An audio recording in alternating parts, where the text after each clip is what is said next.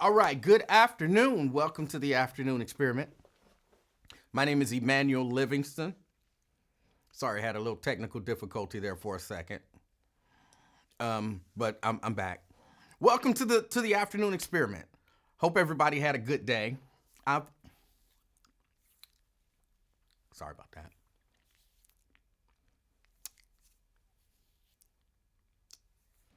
I don't like this. I had some Powerade Zero. I can still taste it. I don't like the taste of it. And I drank it right before I came home. It's not delicious to me. So sorry about that. Robert Willis, good afternoon. Maria Smith, good afternoon. She's representing North College Hill. Erica Hummins, out there in Reading, good afternoon. Good afternoon. Anthony Prosser in the house, good afternoon, Anthony. And Sierra Brooks rounding out the top 5. Good afternoon to you all. Good afternoon. Hope you're having a great day. My day is going okay. It's going okay. Drea, representing Sycamore Township, good afternoon. Oh, if this is your first time checking out the show, welcome. The way we start out the show is you say hello to me. Tell me where you're checking in from. If you're from the greater Cincinnati area, you could just shout out your neighborhood or, your little city. I say your little city, like Mount Healthy is its own city, but it's really kind of just a neighborhood in the Cincinnati area. So you can shout out your neighborhood. If you're, from in the area, you can shout out your city. And if you're from outside of the area, you can tell me what city, what state you're in.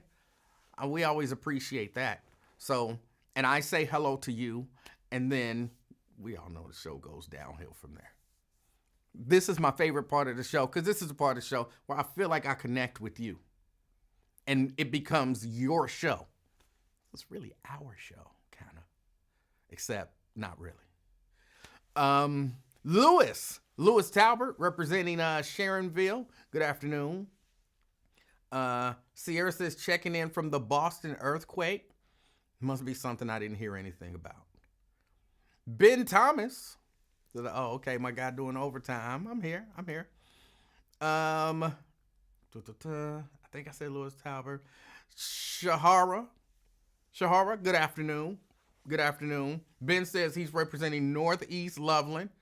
Can't beat that. Good afternoon. Thank you for checking out the show. Karen Dye Williams, representing Westwood. Good afternoon. Got David Herring.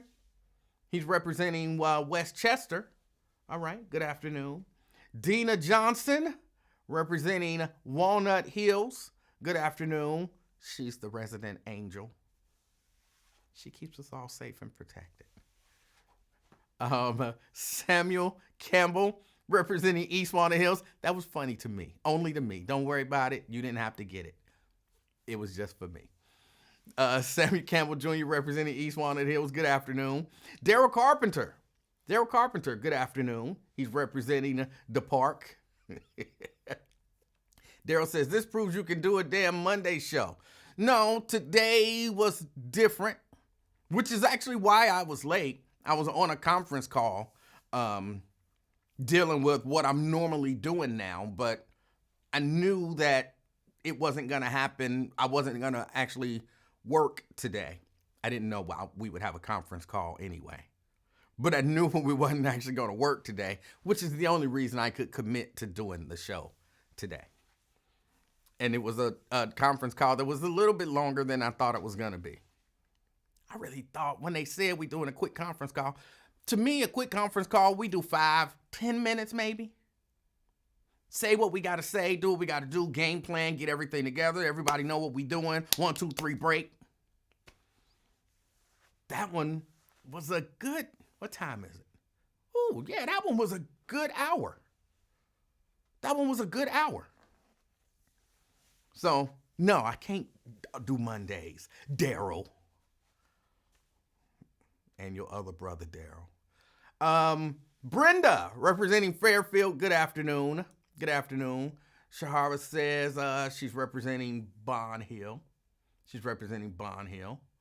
Good afternoon. Nakia, good afternoon to you. Uh, Let me see. David Martin out of Hebron. Good afternoon. Regina Denson Griffin representing Madisonville. Good afternoon. Candy D. I ain't seen you in a minute, Candy D. Do you be watching the show and you just don't say hi to me no more? We beefing? Is that what we doing now? We beefing? You come into my house and you don't speak? That's what we doing? I don't know. People act like that sometimes. Dominique Finley. She's a part of that tag team, the Killer Bees. B stand for bully, not that other B. She's a part of the tag team, the Killer Bees, because they bully me. Dominique Finley representing Walnut Hills. Vincent Jones says, Landon in the house. All right. Good afternoon. Good afternoon. Lamont Jones representing Westwood. Good afternoon. Tria classing up the place. And today she's representing Avondale. You can't beat that. Rika Bates in the house. All right. Good afternoon. Homie. Calling you homie because, you know how we do. Good afternoon. Reese Mooney in the house representing Springfield Township. Good afternoon. Steban Speed out there in Westwood. Good afternoon to you. Terry Anderson downtown. Good afternoon. Good afternoon. Rick said just got pulled into a meeting. See you soon. All right. Was there a meeting after the meeting? I don't know what that means. There was not a meeting after the meeting. There was sometimes, all right, well, call me after this meeting. That was somebody said that to somebody, but I wasn't the one who had to have a meeting after the meeting. So, no, it wasn't me. Lewis, aka CK, says, I never mind the little things such as Denzel Washington, Smash and Spike Lee's sister, and Mo Better Blues. Okay, Mo Better Blues is a movie I've never seen, so I'm assuming everything you said there is a reference to that movie. So it went over my head. Because if I didn't know better, I would say that you want Denzel Washington to smash. And I'm pretty sure that's not what you're saying. Logic Slayer, good afternoon, representing Gulf Manor. Mike Ballard Sr. representing Woodline. And Pat Rogers, good afternoon. David says, wait, is Louis C.K.? Who knew? Yeah, everybody knew that. I thought. Yeah. Well, I hope everybody's doing good. I hope everybody's having a great day. Let's see. I was supposed to be talking about the young lady whose name I can't remember. I'm just so bad at this stuff. Naziah Harris. So I will bring that up a little later in the show. Not just going to jump right into it. A little later in the show, I'll bring that up. There's a rumor going around saying Jennifer, I think you mean Aniston, and Barack Obama in a relationship. I don't know if they are. I don't know if they ain't. You can't believe everything that you see on the internet. Only the stuff that you see on the Afternoon Experiment. If I say it, you can believe it. And that sounds crazy to me. That sounds like some crazy stuff to me. Brent says, how come you ain't never seen Mo Better Blues? Are you sure you're not an AI-generated black man with an unconventional hairline who tells hilarious stories? I'm fairly certain of that. I wasn't interested in seeing Mo Better Blues. I don't know why. Nothing about that seemed like something I might want to see. One of these days, I might go back and watch it. I doubt it, but you never know. I mean, eventually I went and watched Friday. What was that, about a year ago? I feel like about a year ago I went and watched Friday. It didn't live up to the hype. So I knew I wasn't going to watch the other, was it 2 other ones? I knew I wasn't watching those. But let's see. I did my regular day gig, and then I got on my conference call, and then I got here. Did your president do anything crazier today? You know, you can really expect this first 100 days to be like really crazy, because that was like the plan. It was the first 100 days. That's kind of what that Project 2025 was, like a plan going into the first 100 days of his administration. So you can expect that we're going to see chaos for the first 100 days of his administration. So I don't know if he did anything crazy today. I do know I went and bought some eggs, and they wasn't like 99 cents a dozen, like, people led us to believe. I know gas prices ain't went down. And I don't hear those same people who were complaining about this stuff complaining about it now. I don't hear them complaining about the price of eggs anymore. And remember, that was the big thing. Oh my God, you know how much eggs are? Oh my God, you know how much a Big Mac is? Oh my God, you know how much gas is? Oh, we need Trump. The world is going crazy. We can't afford nothing. Life is about to end because of this stuff. Oh my God. Okay, Trump's the president. What? Do those prices no longer affect you now because Trump is the president? They're going up. Do they no longer affect you? Shouldn't you still be complaining about the stuff that you were complaining about before he was the president? Now, they still complain nonsensically about women in boys' restrooms, men in girls' restrooms and all of that kind of stuff. They're still complaining about that, okay? They are. I'll give them that. They're still complaining about immigrants. That I'll give them. The issues where, to some degree, it takes hate to be really passionate about, they're still really passionate about. DEI. Oh, DEI. In other words, and I'm not saying that this is the truth, but in their minds, black people getting jobs that white people could have. What? We don't want to see that. So yes, DEI is a big issue to them. Brown people coming in this country, and they're taking jobs that white people should have. Okay, that's still a big issue to them. See, there's hate involved with that. Men going into women's bathrooms and playing women's sports. There's hate involved in that. So they're still passionate about that. But the stuff that you can't, put on hate, all that other nonsense that they was talking, they're not talking about that stuff anymore. They're not talking about that stuff anymore. So, I think I saw Nikki say it was never about the price of eggs. Exactly. It was never about the price of eggs. It was never about the price of gas. It was never about, the inflation. And it was never about all of that kind of stuff. They wanted to convince you that they were stupid. But they wasn't never stupid. They understood the whole world is dealing with inflation, so we're gonna be dealing with inflation because we were coming out of a supply shortage and a global pandemic and all of that kind of stuff. They want to pretend like that they wanted you to believe that they didn't understand that and they were blaming, but that wasn't the case.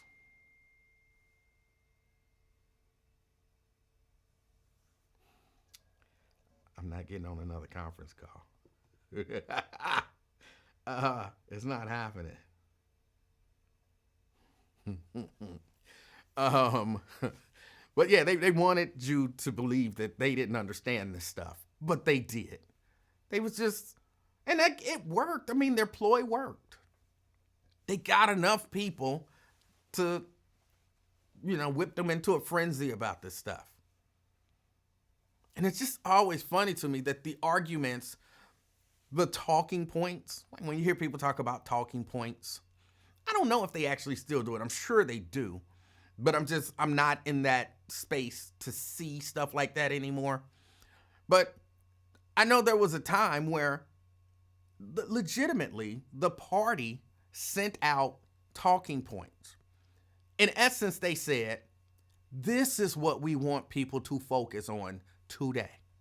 So when you go on your local news program or your national news platform or, whatever, this is what we want you talking about. And they passed that out to everybody. They wasn't all in the room passing it out like old school class, but, they sent emails. Back in the day, they would send faxes and all of that kind of stuff. And it would literally be bullet points. This is what we want you to talk about. We want you to talk about abortion today.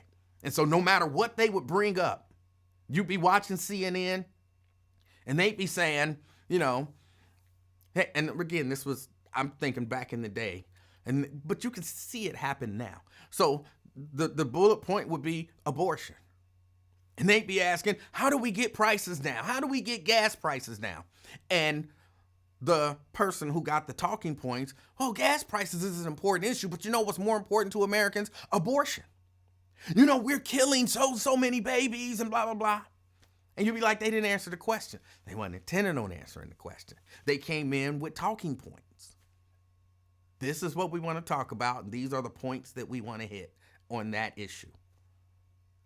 And they did. They had their marching orders. So you would get a call, hey, 12:30 the buzz. Yeah, did you know that abortion is such a big deal? And be like, that's not what we're talking about. I'm sure they still do that because you still hear it.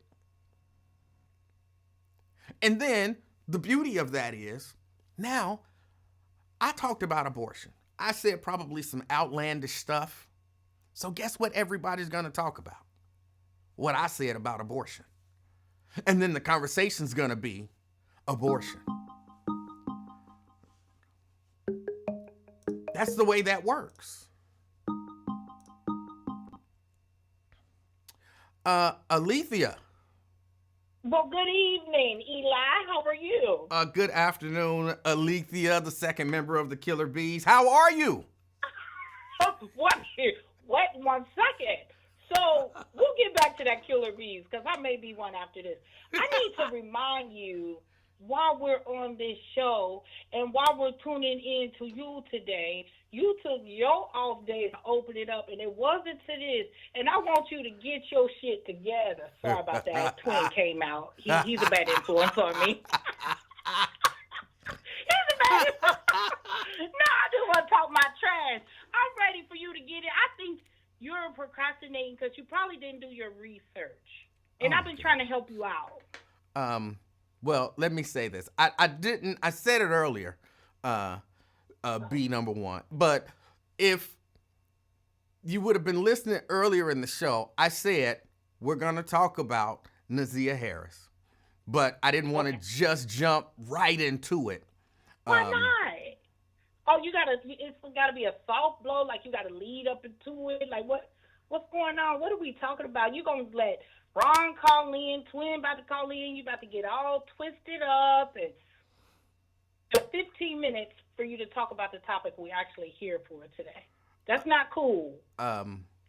Well, I wanted to discuss this other stuff because I felt like it was possible that this conversation but let's get into this because, again, you brought this up. You said you wanted me to discuss this topic. Why? I did. But why? I did. This is why. I feel like a lot of male podcasts, shows, radio, they just will not talk about things like this in our community. Everything overshadows it. It is a black young girl who's considered dead at this moment, but they just won't hit on topics that is really the issue in our community to get our young ladies to a better place where they're not accepting bull crap. And then y'all praise men a lot. Y'all do. Y'all praise men a lot. And it's so harsh on women. And I think this is a time that men need to understand what you're friends with. Like, some men don't even know that they're friends with coward men like this. You know, they go out, drink, smoke with them, hang out, you know, but these men in the dark are somebody totally different. But I just want you to get, like I told you before, to start pulling these men out the woodworks. Like, stop shadowing them. Like, I mean, it's been in our families for years, and we always just pretty much forget about that things like this happen. Now, No hold on. charges. Now, hold on. Don't go nowhere. Some people Okay. don't know. Some people don't know what we're talking about. There's Okay. a little girl, out of Detroit. Her name Nazia Harris. This little girl was 13 years old, but she was being preyed on by a young man, by a guy, not a young man, by a guy. What was it, Jarvis Butts? Yes. He was, 41 years 41. old? And Yes. allegedly, it ain't even really alleged, he's been having sex with this little girl since she was 11, at least since she was 11. And, they have text messages and all of that kind of stuff. The girl found out she was pregnant, and this 41-year-old who was seeing her aunt, who lived in the same house with her, they had 5 kids, found out she was pregnant, and he made her disappear. He killed this little girl. Basically grabbed her up from school, from the bus stop, took her to his automotive shop. They went somewhere, and she just disappeared, never to be seen again. When she didn't come home, her grandmother and the other adults in the house didn't report it until the next morning. So she's supposed to come home. What time kids get home from school? About 3 o'clock. She didn't come home. She wasn't at home all day, all night, until the next morning. And then the grandmama dropping her off to school the next morning then decides now is the time to report this. So she goes to the school and she says she's going to call the police, but instead the school calls the police, and then that's when they do the thing. His sister kind of testified that she saw him at the shop with this 13-year-old girl on the day that she disappeared. And that's the last anybody saw of her. This was on January 9th of 2024. Well, in January 9th of 2025, just earlier this month, they had a preliminary hearing. He's officially charged with first-degree murder and what else is he charged with? Because something with sexually abusing her. And also keeping in mind, he was already a registered sex offender when all of this stuff happened. And there are so many to blame for this. So many people, like everybody involved in this story, seems like horrible people.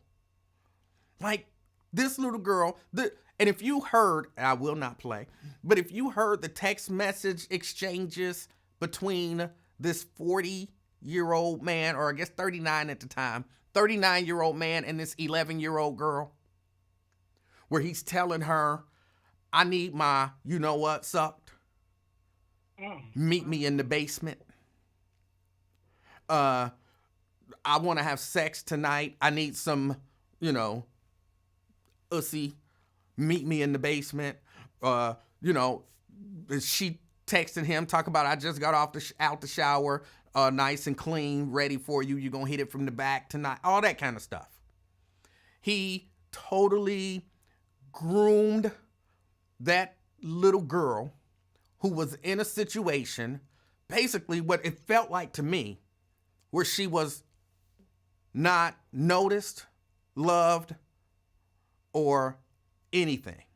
She was just a little girl out there. Her father was not in her life. Her mother was not in her life. Her grandmother, who adopted her, it kind of seemed like that was kind of one of them, my daughter ain't right, whatever thing, so I'm gonna adopt her, but I ain't really gonna pay much attention to her because she had her own kids and her grandkids living in the house.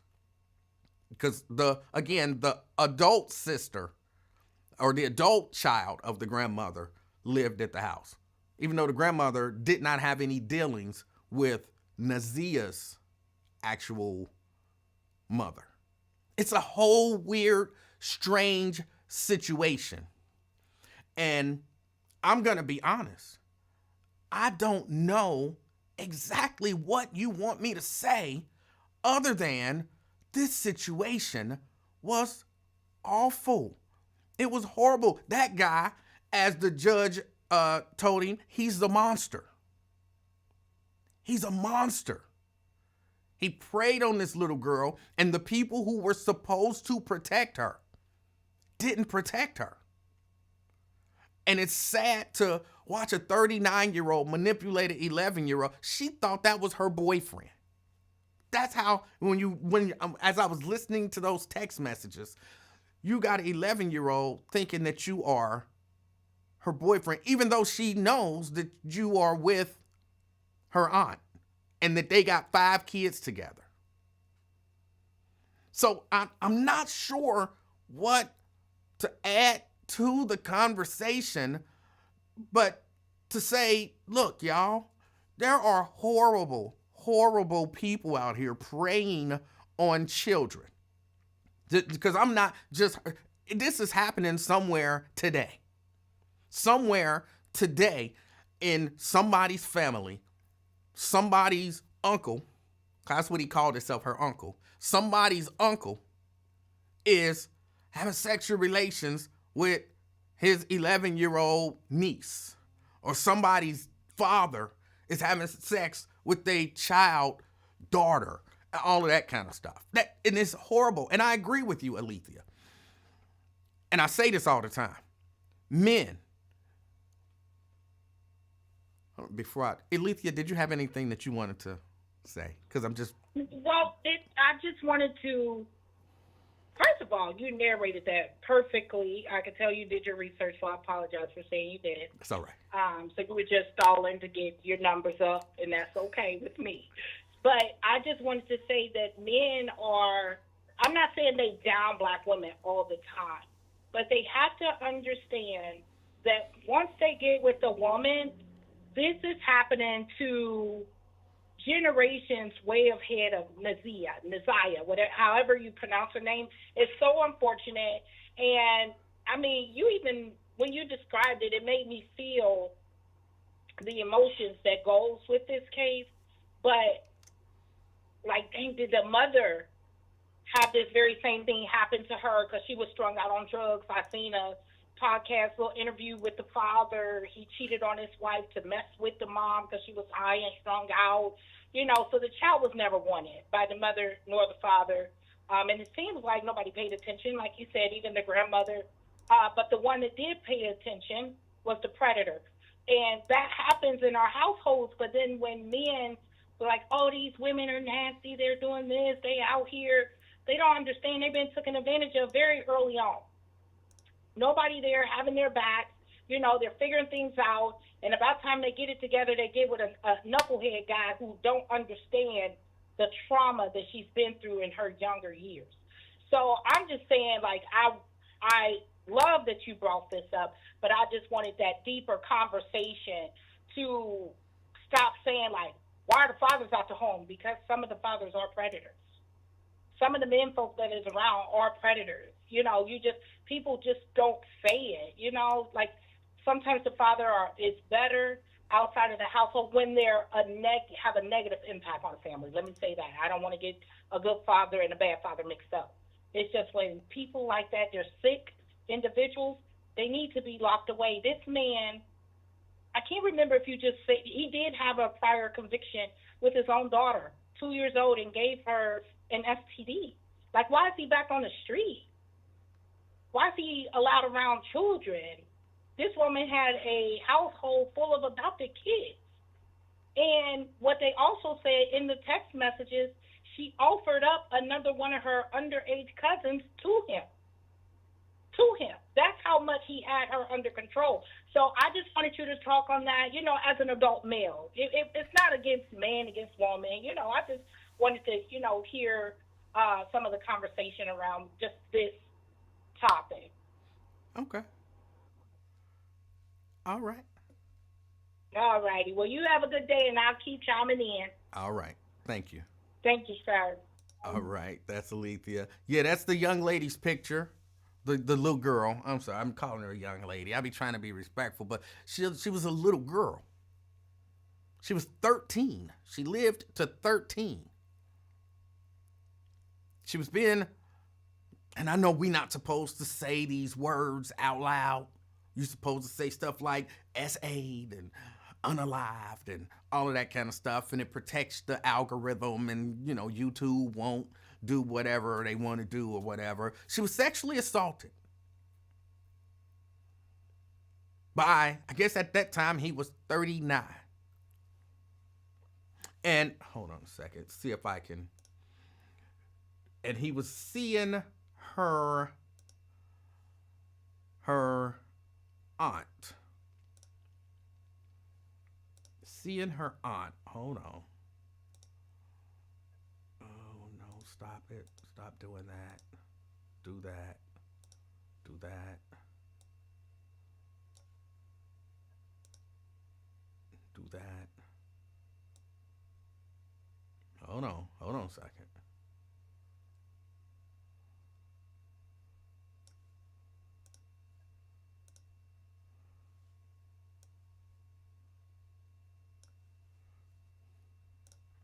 That's him.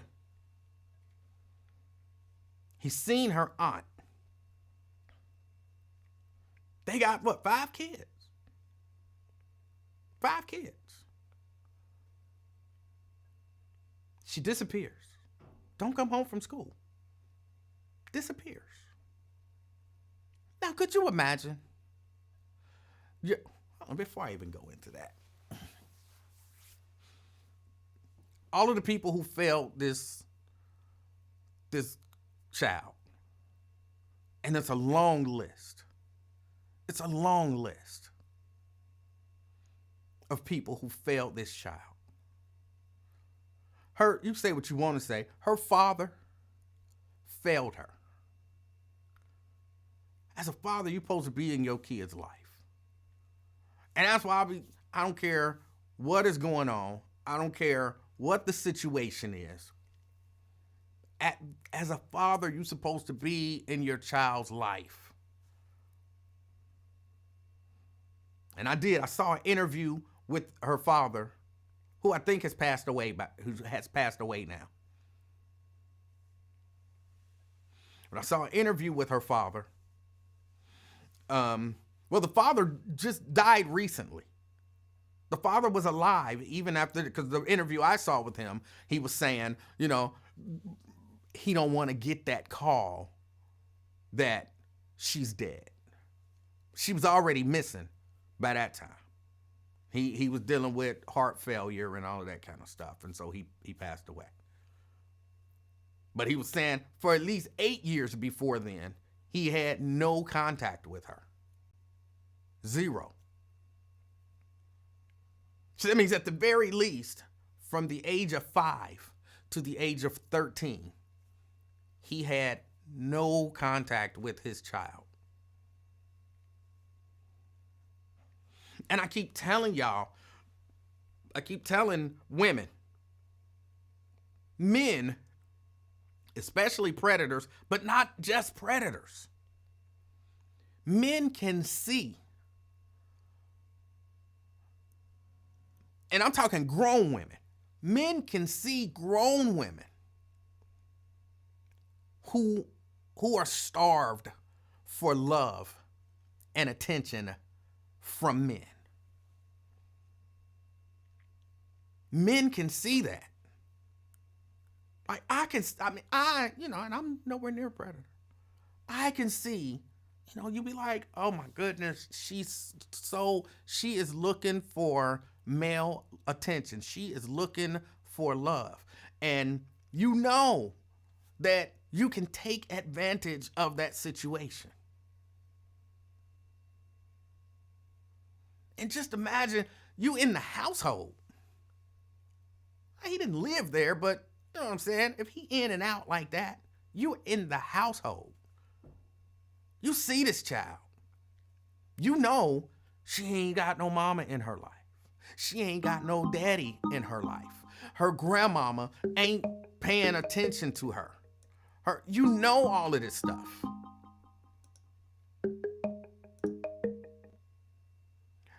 Twin. What's up, big dog? How you doing, sir? Oh my man.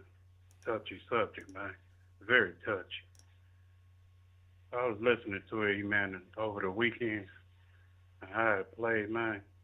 And it seemed like they try to cover up for the guy or something like that. Then he tried to show that all emotional old crying and everything. Like, y'all dead wrong. And then from the voicemail you left, and then the girlfriend or baby mama denying him, whoever she is, the wife of, no, that's the girlfriend, one of the baby mama.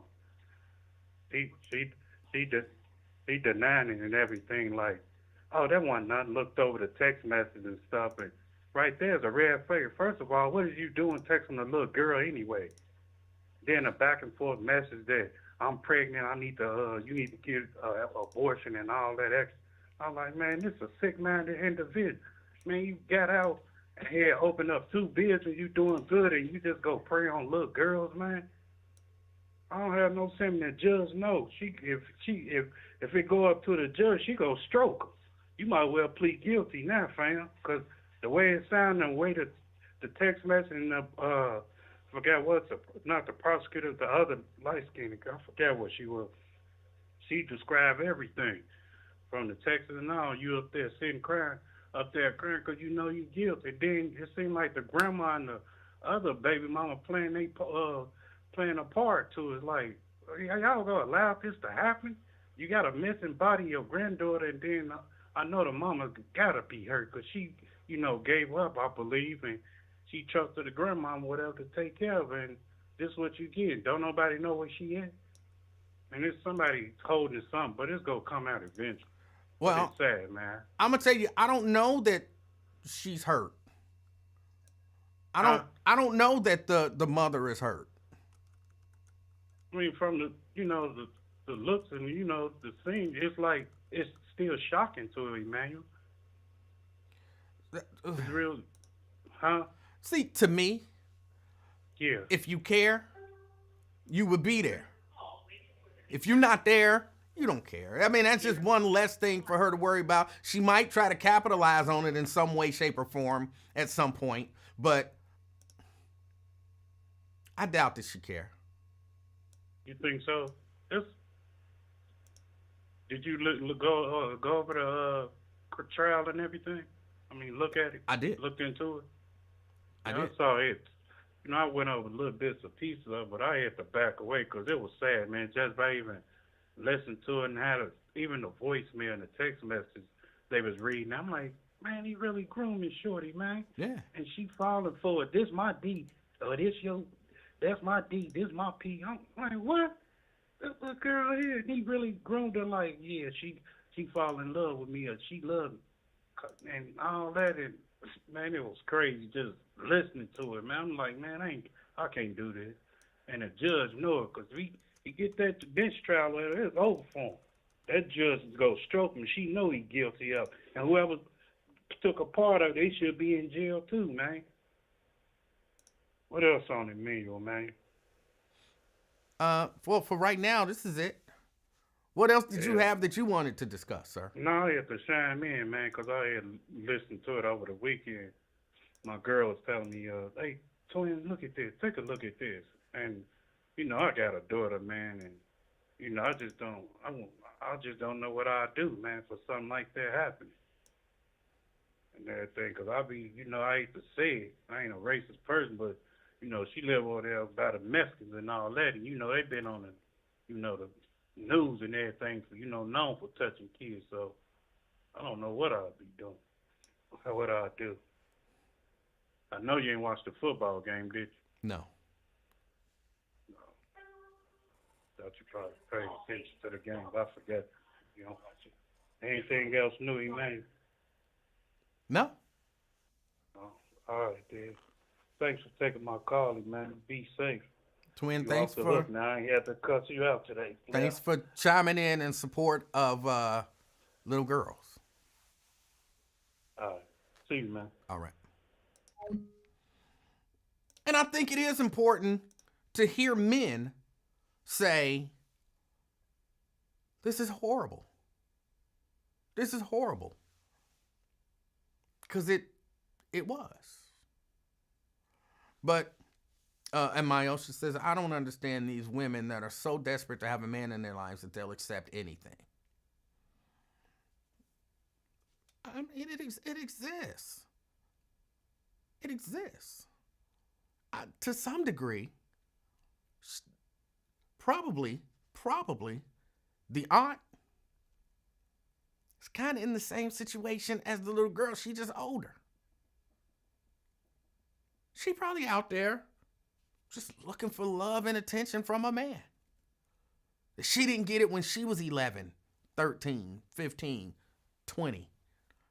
And then she found this guy that she perceives as a good-looking guy. There's a picture of the two of them together. I keep trying to save it, but it won't save. But there is a picture of the two of them together. This aunt and this monster. But for whatever reason, it won't let me save it. Hold on, let me see if I can grab it now. Go in here.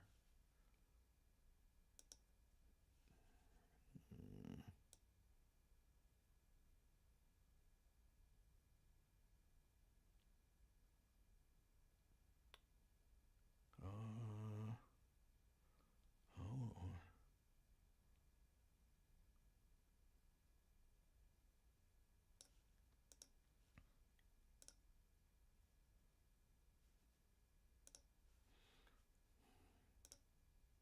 Yeah, that's the two of them together.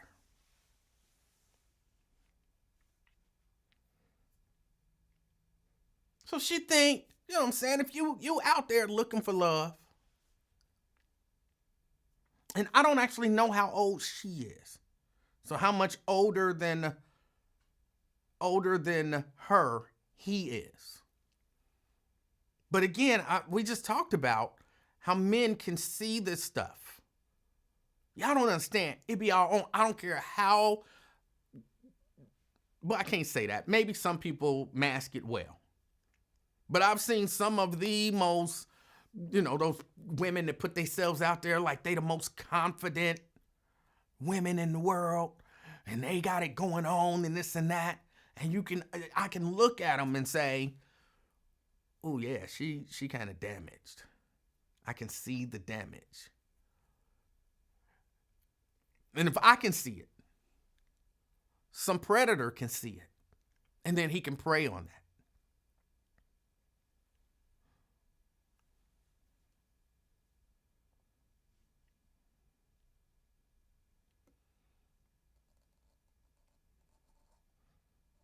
And so she might be in the same situation. I'm not saying this as any sort of excuse. But nobody in this situation gets a pass.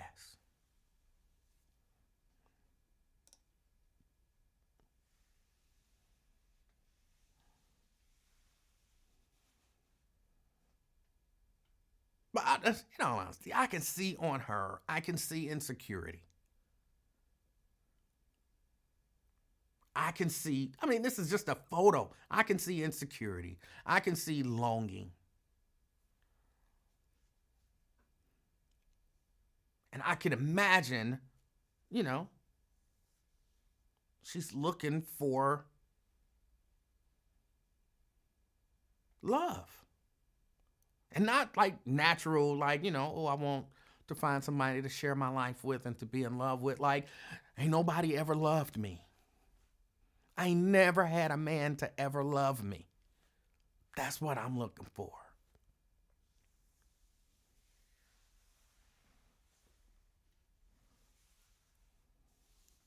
And when you see that and you deal with that, and then like he had the little girl so twisted.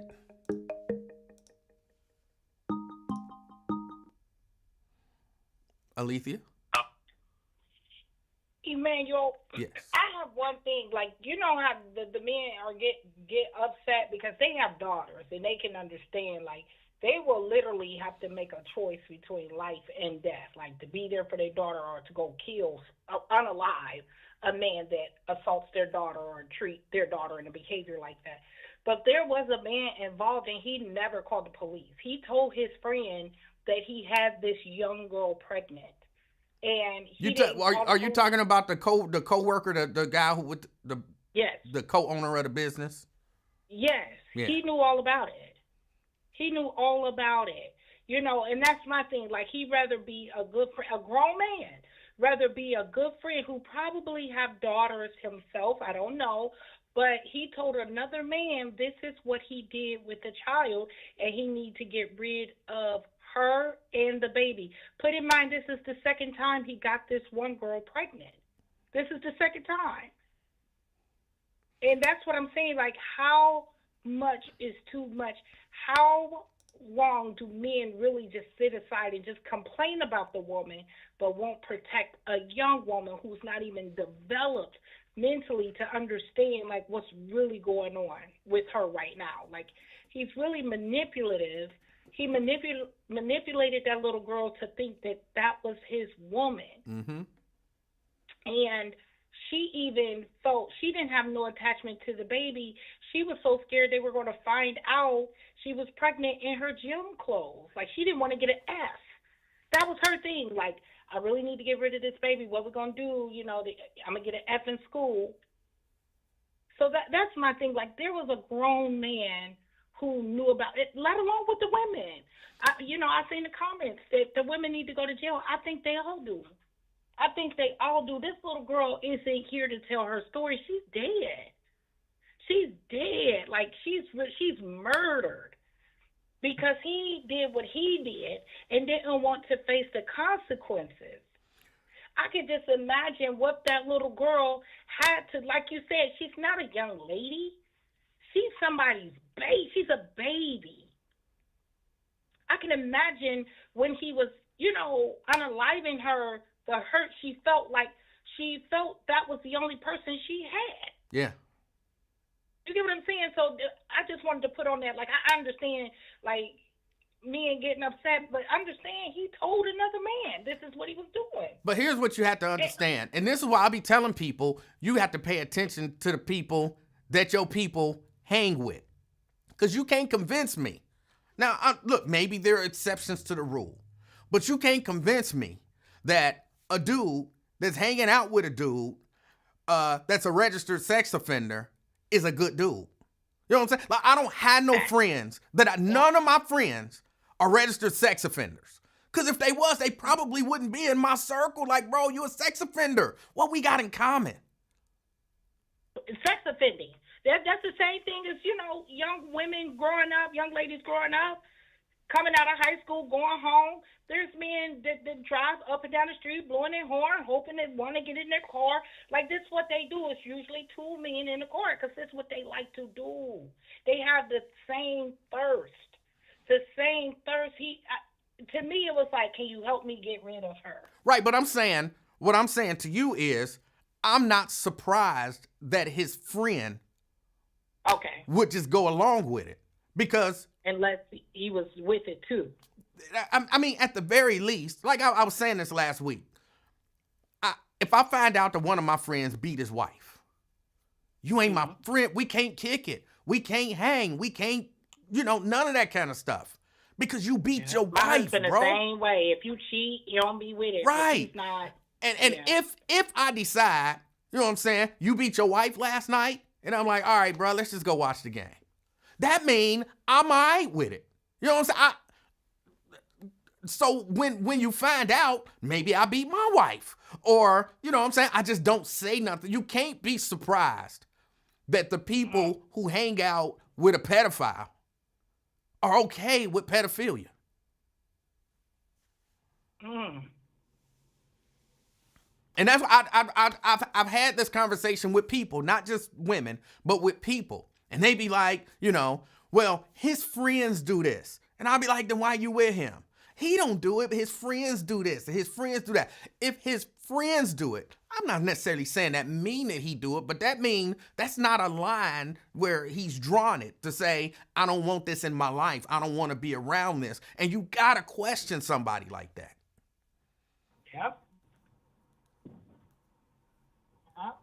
And then the sister, like you see his sister, I feel like she was genuine when she was on the stand. Body language, disappointment, broken heart that this is her brother. But you see a little girl get in and out your brother's truck. Like, wouldn't that alarm? I don't know. Wouldn't that alarm you? You see it's not his child. Yeah.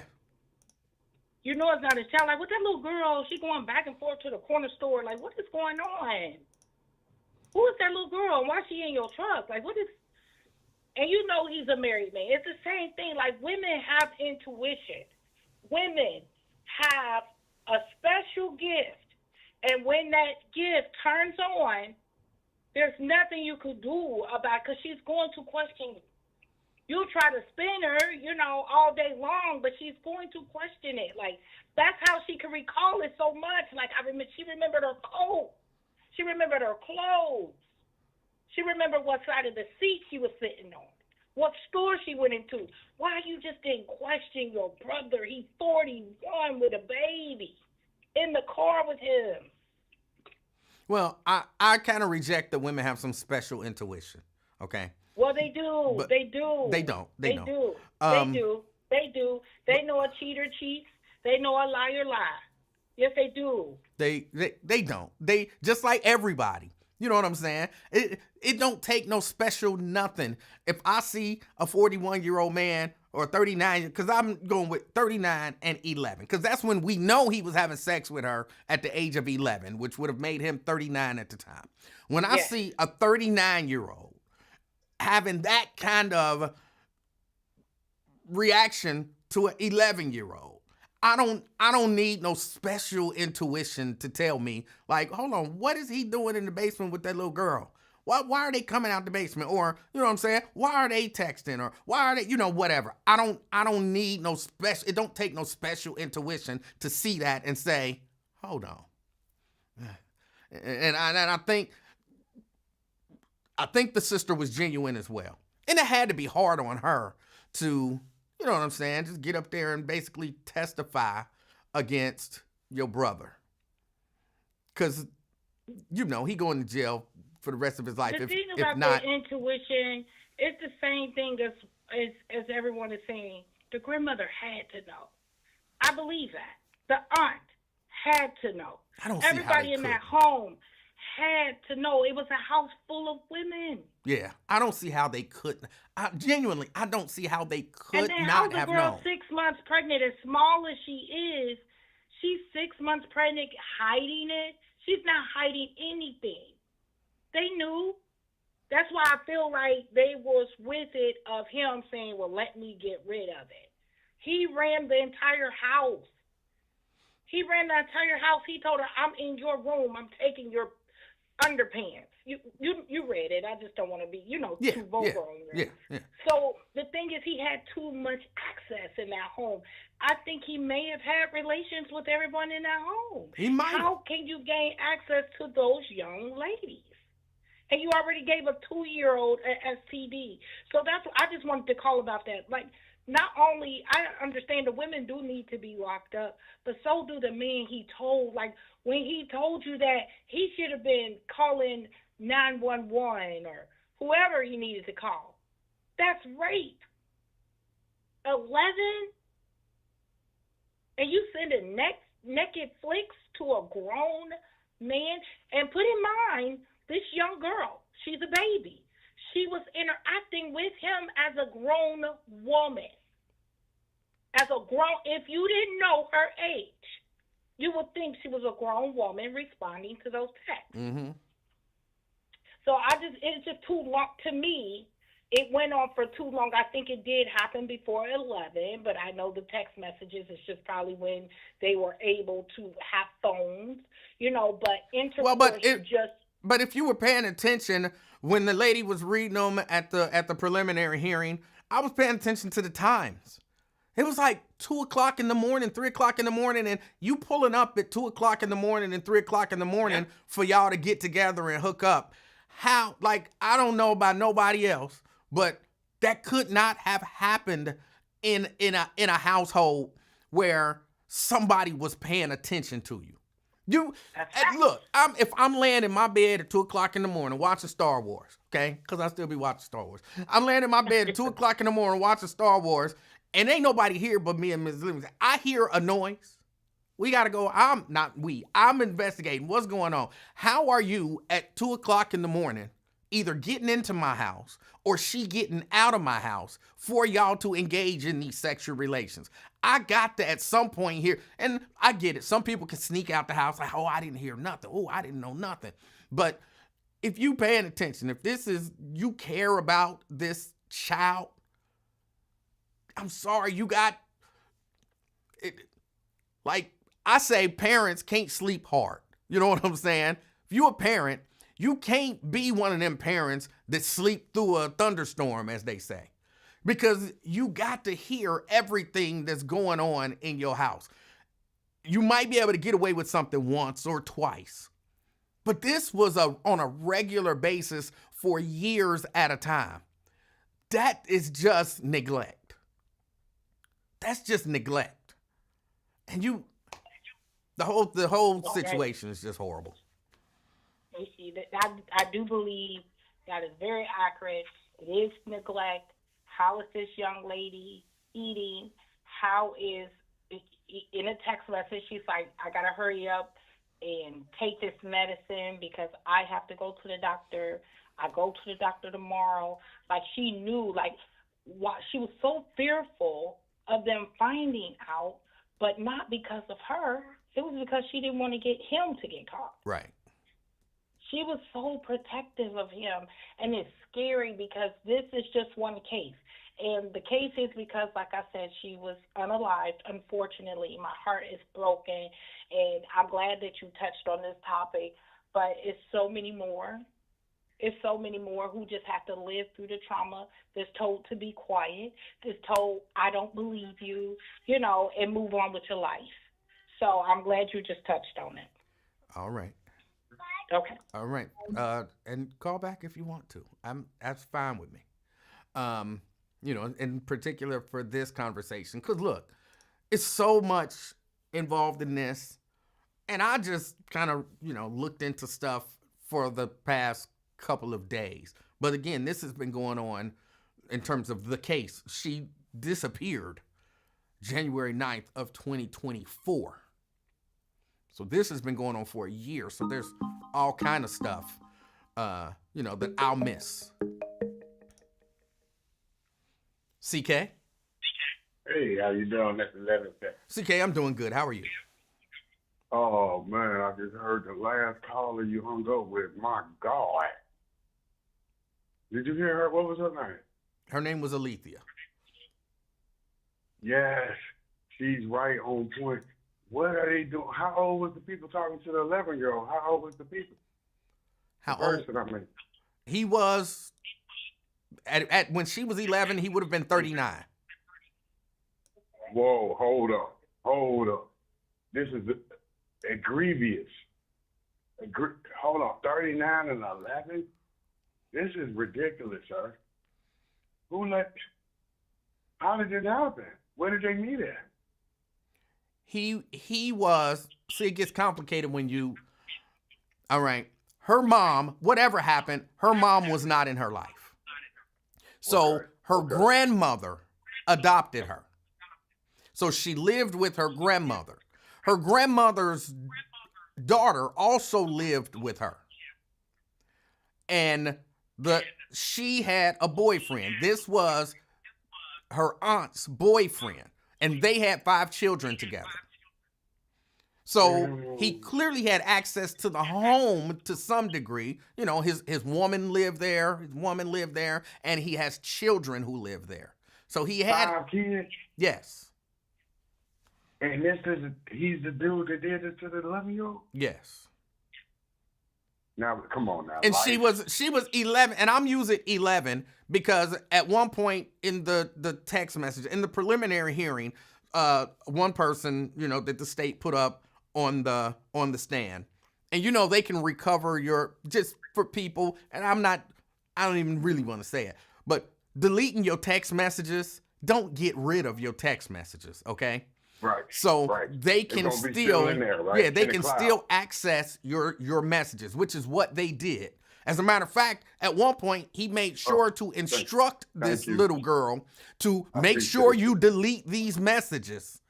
Yes, sir. So yeah, he was teaching her Okay. because he didn't want to get caught. You talking to somebody else?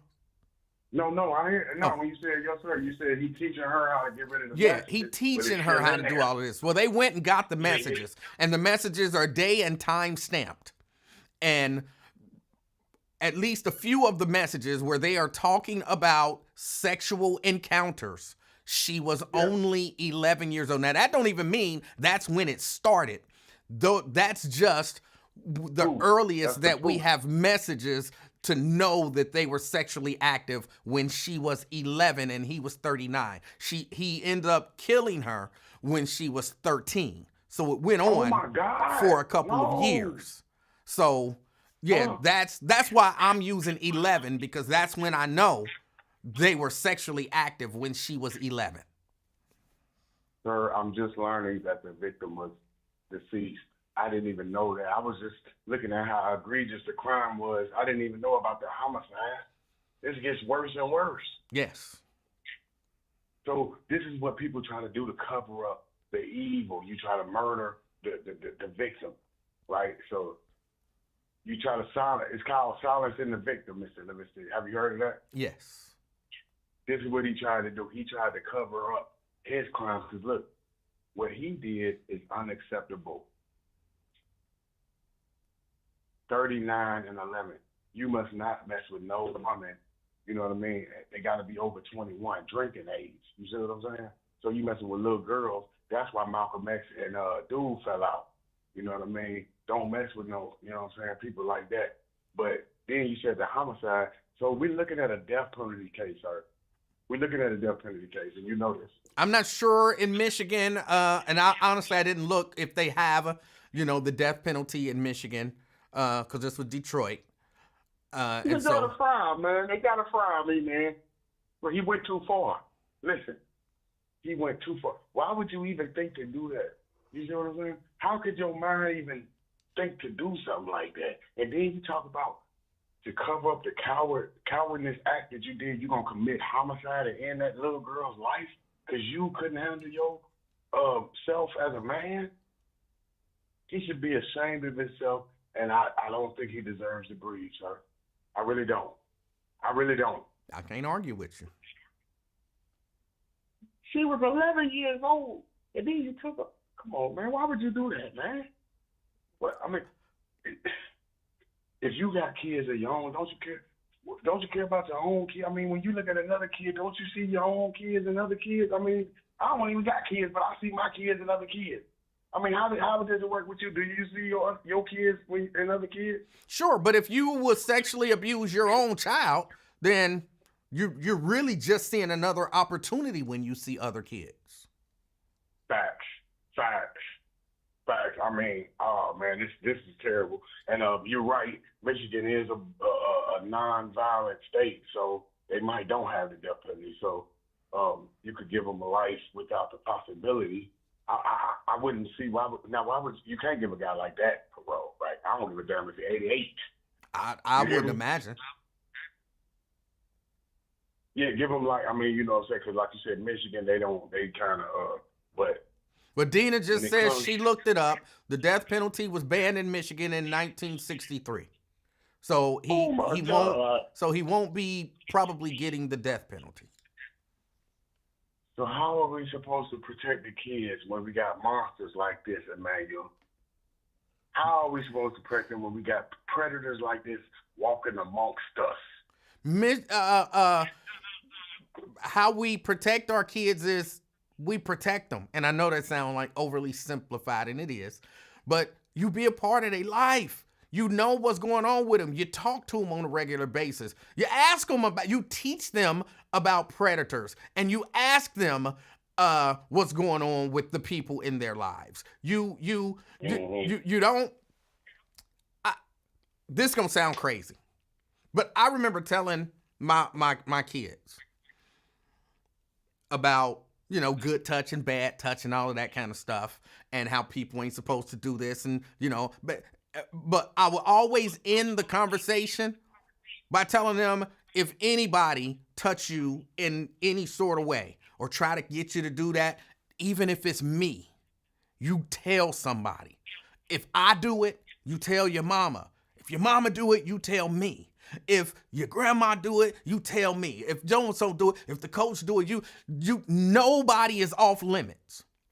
I felt like you have to let your kids know, like, I know me. I know I'm not going to do it, but I need my kid to understand like my favorite uncle. Yeah, even your favorite uncle, because even me, anybody who does anything, that's bad. And we got to talk about it. You have to let me know. You didn't do anything wrong if anything happens. But I think a lot of people, because you got that person that you trust, and so you never think that person might do something. So people don't, want to put that out there. I wanted to make sure my kids understood anybody do anything, somebody need to know. But Livingston, that's how we protect them. I had the same talk with my cousin, right? He was 35 years old. I said, even if it's me, and he looked at me, he was dumbfounded. They can't grasp that. I'm like, if I rob you, you supposed to check me. I said, even if I rob you, you supposed to murder me. That's what he said. Why would I do that? I said, why would I rob you? You see, he couldn't grasp it, but I was telling him the same thing. I said, anybody rob you, you put 3 bullets in their head, including me. Yes, that's what I told my cousin. He was confused. I'm confused. But it was the same principle, sir. I said, if anybody rob you, right, you like robbery, and they let you, some people get killed in a robbery. But if you happen to live through the robbery, you come back and you murder that person, 3 bullets to the head. What? I said, including if it was me. Oh my God. This is it's called retaliation homicide. You heard of those? I'm not sure. How old was this person you was telling this to? He was 35. This was a couple of years ago. I talked to my little cousin. I was giving him the game. I don't know that I necessarily agree with telling anybody to murder anybody.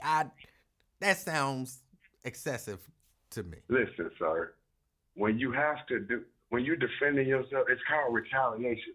Don't start nothing, won't be nothing. It won't be no homicide if you be respectful. So be respectful at all times. Now, if somebody get out of line and disrespect you, depending on the level of disrespect, it might be bloodshed. They might not die, they might survive, but they might do die. How do I? Then it don't matter. I told him, even if I was the one to rob you, sir, you should kill me. Especially me, because I'm close to you. I can get to you. You're vulnerable to me. So shouldn't you kill the closest one to you if they set you up for a robbery? Like the people that stole those video games out of your house? Or you could, go to the police. You know what I'm saying? Press charges. You don't necessarily have to murder nobody. Sir, when you sell dope, you can't go to the police. You're a hustler. You got to keep the streets in the streets. Oh. You can't decide to turn it into a civilian now. No, listen. It's about you. I didn't know long enough. I didn't know that you were telling us that your relative is a drug dealer. My bad. No, it's about the homicide, the murder game. I'm saying if he was to get robbed, he has to handle that accordingly. You got to let them people know you're not to be messed with. Let them. Okay, if you murder somebody, then no. Look. You gave the advice that you gave. It is what it is. But the principle is what we discussing. And the principle in terms of protecting these young children is that one of the principles is they have to know that nobody is allowed to touch them inappropriately and treat them inappropriately. So it's the principle. And Yes. and remember when we was kids, see, they had to eliminate ain't no sitting on the laps. Remember when we was kids, that was the end of the sitting on laps era. 83, 84. Wasn't no sitting on laps. 92. You sit on the laps today, you gonna get knocked out. You gonna get snuffed.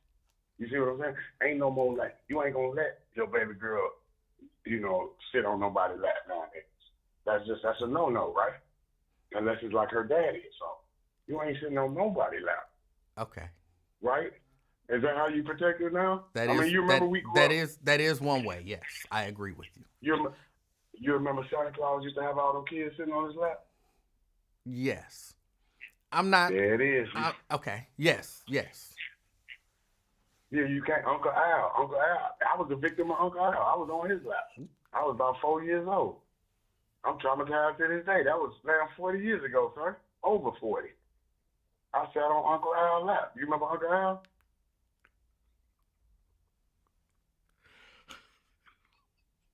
Listen, do you remember Uncle Al, sir?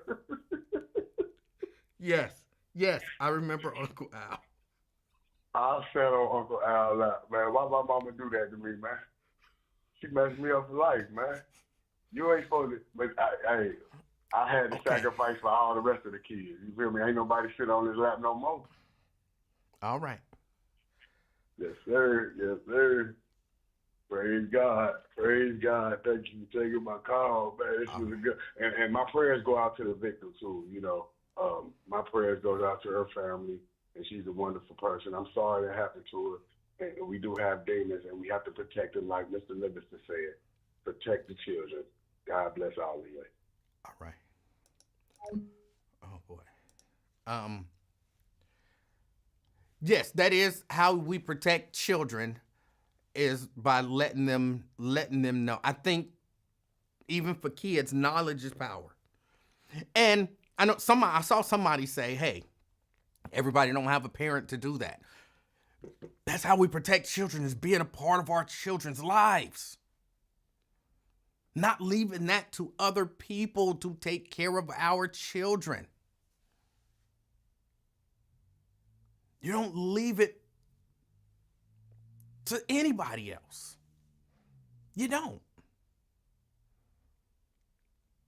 If you helped create a child, that is your primary responsibility, to protect them. At least that's my opinion. That's job one. Caller. Hello. Hello. Hi. Hi. Are you taking calls? I am, yes. Okay.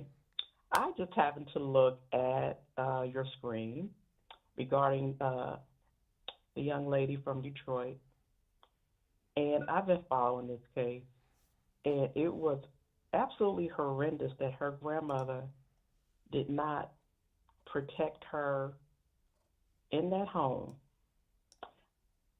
The rapist, he did, I don't know how many years in prison for that. And her aunt had 5 kids by him, which gave him access to the home. But in all told, he had 10 children, some of which he gave STDs to. And the grandmother said in court that she didn't get involved in her children's lives. Now, mind you, they were living with her, her daughter, and those 5 children. So anything that goes on in my home, whether you're my child or not, that is my business. But that was not her thing. She stayed out of it. But if you're under my roof, everything that you bring in there is my business. Right. And she allowed her granddaughter to go to that shop with that man. Now, any woman, anyone who goes to an auto body shop, you have an idea of what goes on there besides fixing cars. It's a whole lot that goes on in there that is illegal. And for her to allow her to go up there with him picking her up from that house and being in company with him and not paying that any attention, knowing everyone knew what he had been locked up for. Yeah. And then you allow her to be in his company, and everyone knew that he liked young girls,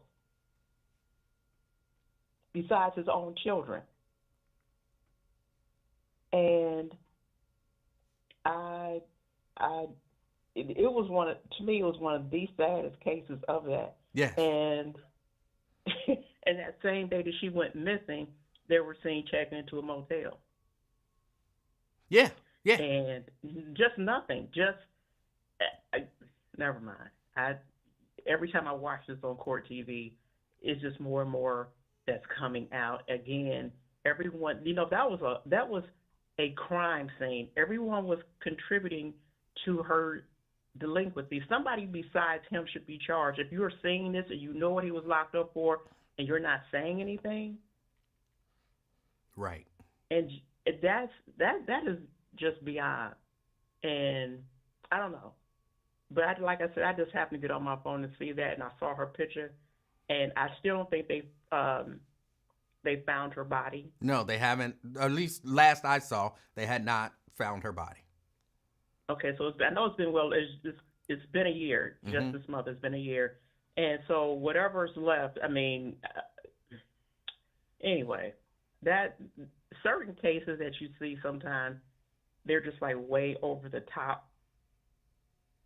And for me, that was one that was just way over the top, considering that he was doing it right in front of you. You allowed him. You knew his history, and you chose to look the other way. Right. Look, I get that these are your kids, but you got a history. You don't have access to my house. And at all. My grandchild is not one of your children, so you have no access to her. I may not be able to stop you from having some access to your children, but it ain't gonna happen here. And you're not gonna have access to my home, and why is my grandchild hanging out with you? And I mean, look, I get it. These are her cousins, and you know what I'm saying? They might, but you got a history. You got a history. You know what? Okay, like I said, I know those were her grandchildren and all of that, but still, why is my granddaughter going to an auto body shop with you? And you've been locked up for that, and none of that didn't bring anything to fruition. That you're in your 40s, everybody knows what you do and what you did. I mean, and I feel like clearly the grandmother and the aunt didn't care about the welfare of this child. And when I say didn't care, I mean, again, if my child don't come home from school, it might be a few minutes before I start to panic. Like, did she get off the bus? Where's she at? Right. Where did she go? Call her friends. Let's go over to somebody's house. Hold on. Let's call the police. You know what I'm saying? My mind would work like that. It ain't been, Emanuel, it ain't been 2 hours yet. That's 2 hours too long. Waiting until the next day when I drop the kids off at school and she's not there, that's somebody who don't care. At all. So really, in my opinion, there are no excuses. There are no plausible excuses.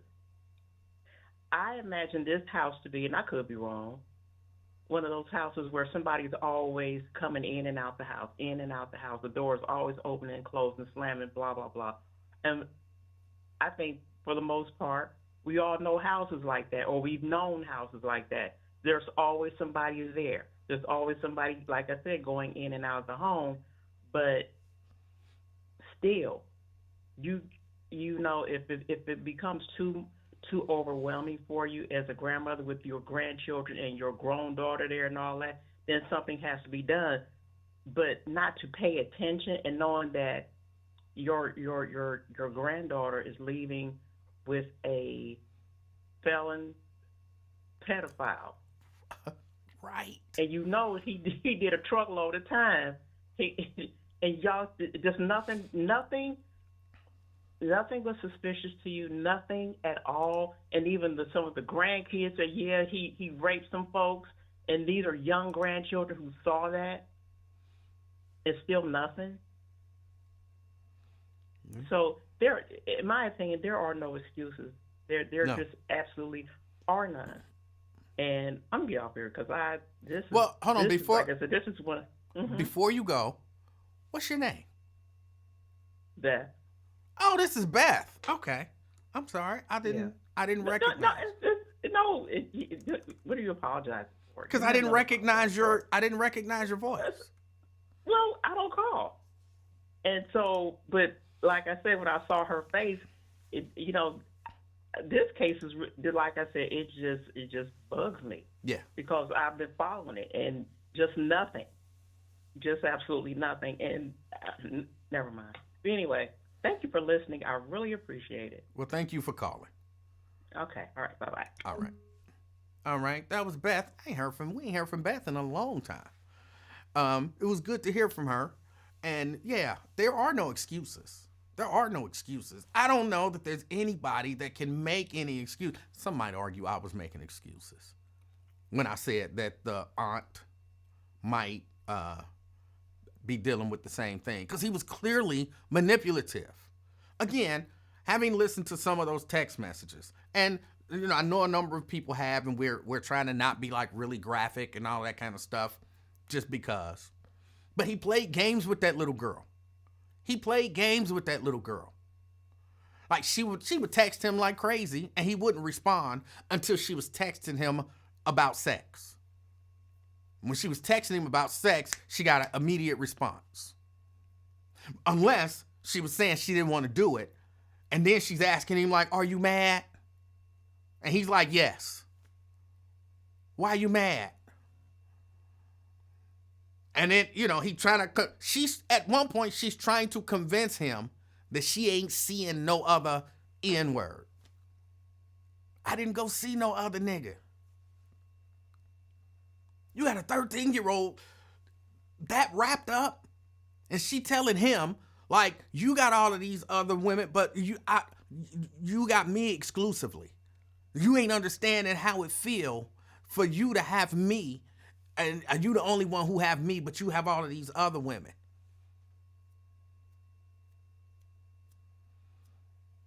Not that it takes a whole lot of skill to manipulate an 11-year-old, but if you have that manipulative thing in you, it's not unreasonable to me.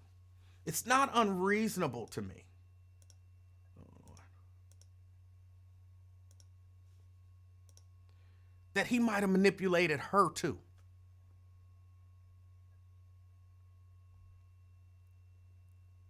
He might have manipulated her. I'm sorry, her. Not that make it okay. That don't make it okay for her to, I'm not excusing it, but she's probably a victim as well.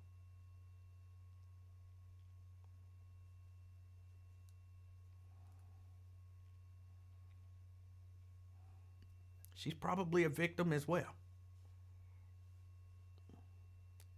So,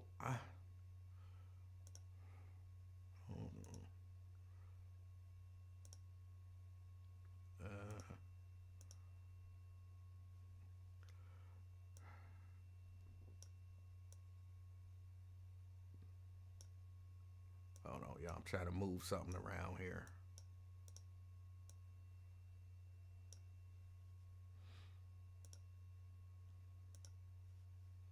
I don't know. This whole thing, there's no, as far as I can tell, no good person involved in this situation. Oh, somebody tuned in not too long ago. They said, what are we talking about? This girl, I keep almost saying young lady. This little girl, I keep botching her name. I don't want to botch her name. Naziah Harris. It's out of Detroit. Went missing January 9th, 2024. After having had years of a sexual assault situation from that guy. Oh, they're not on the screen. My bad. From the guy below, Jarvis Butts. Jarvis apparently got her pregnant. Searched ways to get rid of the pregnancy. Plan B. He wanted to know, can you drink red antifreeze and will that cause an abortion? He was going to have the little girl drink some red antifreeze in hopes that that would cause an abortion. Well, she went to school one day and she never came home. Now, apparently she went up with Jarvis. She went to his automotive shop and to a motel or something like that. Nobody ever saw her again. He's been charged now with,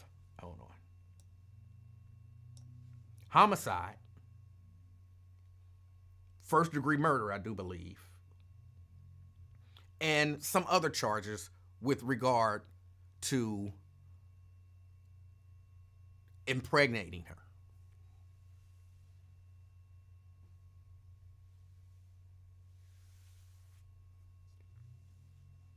And so that's what we're talking about. And the question somebody asked, how do we protect our children? You be present. That's one way. To me, that's the beginning. Be present.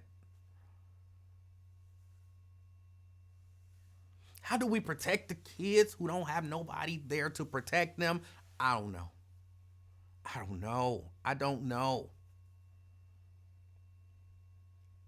Because there's a lot of kids who don't have anyone to protect them. And that's where school counselors, and somebody can help me, because again, I was not aware of this case until Alethea reached out to me and said, why ain't you talking about this? You know, her neck was rolling. Why ain't you talking about this, Emanuel? And I'm like, what are you talking about? I don't even know about it. She sent me some links and I said, I'll research it. I'll do some looking into it. And so, but over the past, over the weekend, basically, I kind of did some reading and watched some of the court stuff and all of that kind of stuff. And I was like, wow, it's not that it's a situation like something new that doesn't happen, because it happens probably more than we imagine.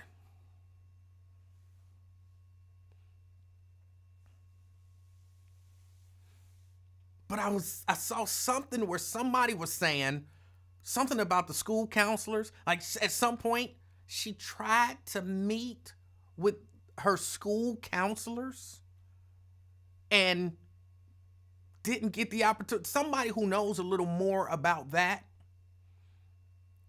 kind of clue us into what the deal was with that. Because when I saw that, I didn't really get an opportunity to read more about that and everything that happened with the school counselors. But it sounded to me like she had reached out to someone. And I don't know if she was reaching out for help with the pregnancy, or if, she realized at some point that she was being manipulated and she was reaching out for help and how to get out of the situation. But apparently she reached out to school counselors and school officials for some help and didn't get any. But again, I don't have all the details on that. So I can't speak on it, probably the way that I will be able to eventually.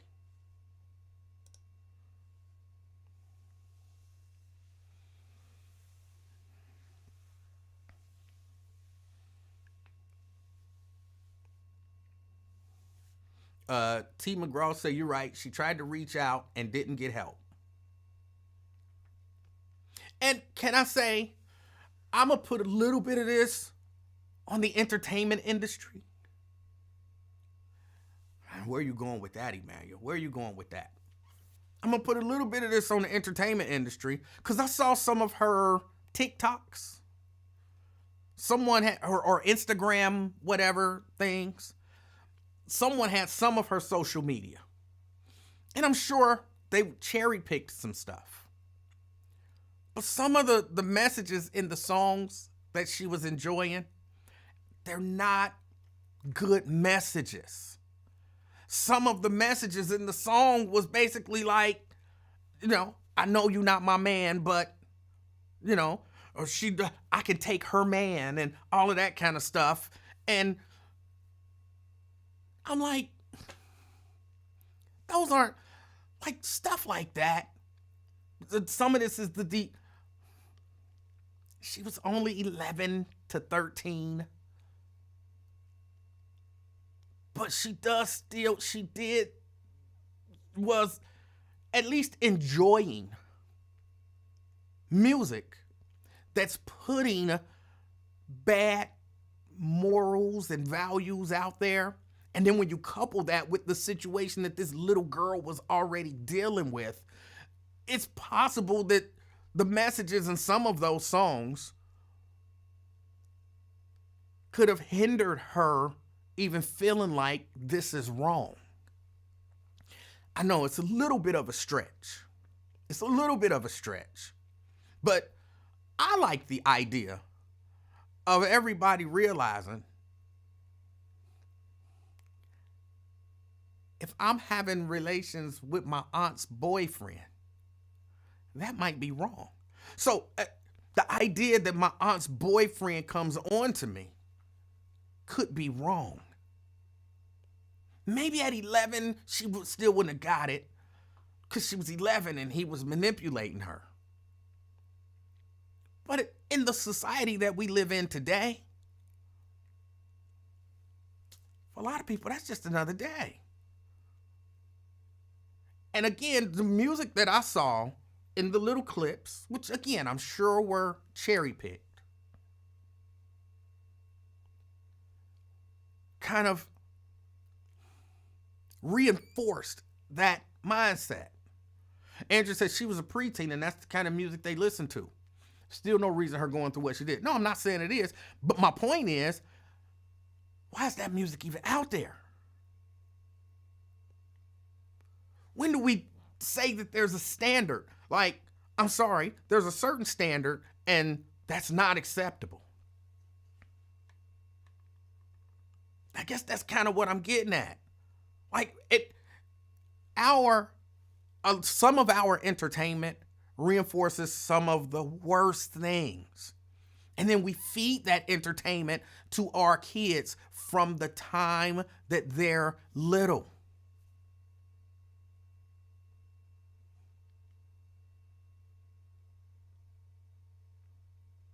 And so if you've been hearing since you was a baby,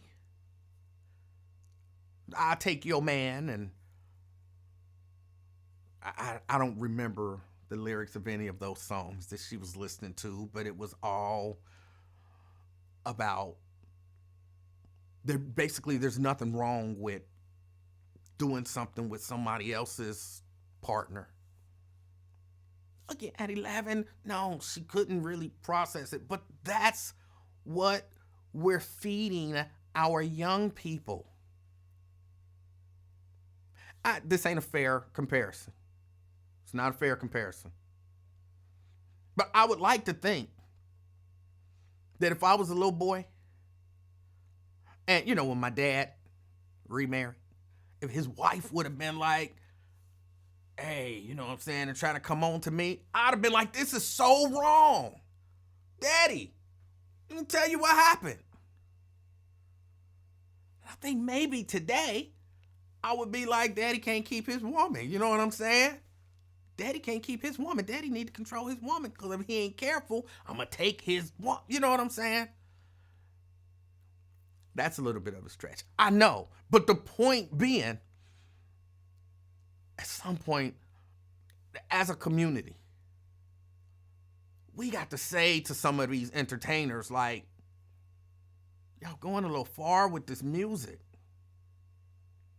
Y'all going a little far with these messages. And yes, y'all are programming our children.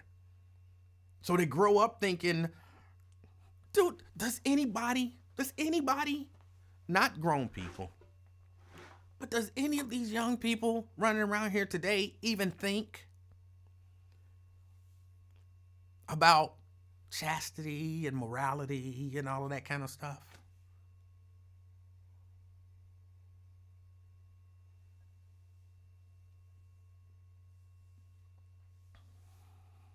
Sierra says, but didn't you have me and Mrs. Jones in the movie The Graduate? You might have a point there, except even in the song Me and Mrs. Jones, he said, we both know that it's wrong. He acknowledged the wrongness of it. I mean, he talked about that they did it, but even he acknowledged that it was wrong. This stuff now, they don't acknowledge nothing. There is nothing wrong. Nothing is wrong. Now, again, none of this excuses anything that happened. None of this excuses anything. But when I saw those, I was like, oh my God, she is a little girl acting out as if she was grown. Because she's been so misused and manipulated.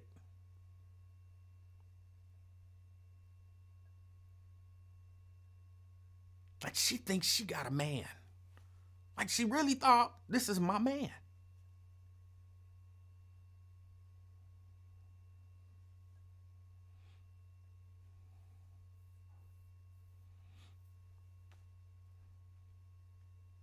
Now, I don't know that I agree with some of y'all where y'all say everybody in that house should go to jail. I don't know if I agree with y'all.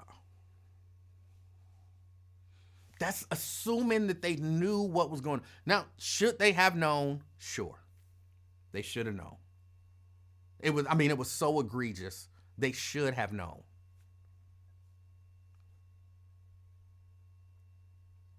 If you neglect, I think it does. It's as her guardian, the grandmother. I feel like everything that we know about, and again, we wasn't there. We didn't see the day to day. Everything that we know about crosses into the level of neglect.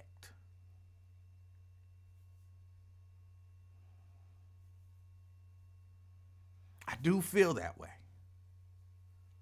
The aunt, I'm not sure about that one. I'm not sure about the aunt.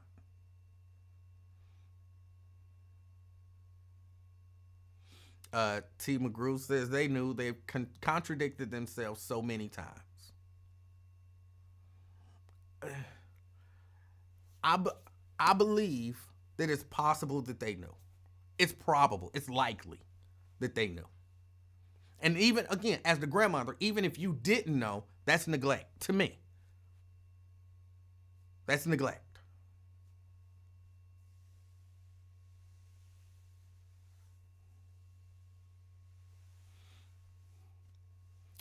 Janice says those songs aren't necessarily applicable because the adult was at fault.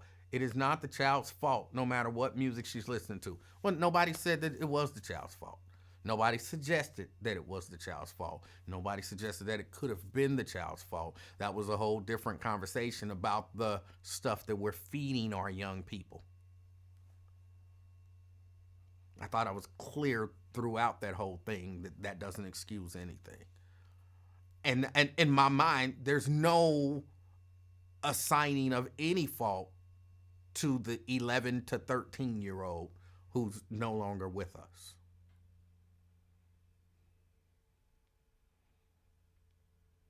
But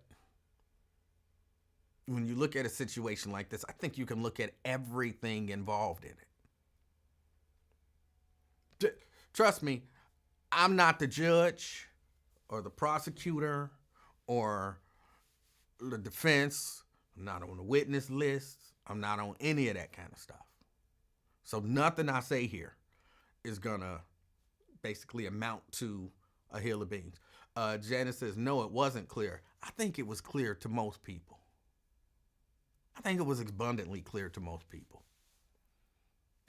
I think only people who it wasn't clear to was people who wanted to find something to pick apart.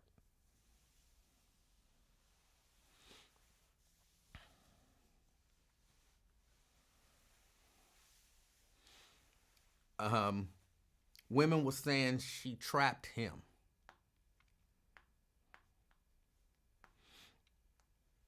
I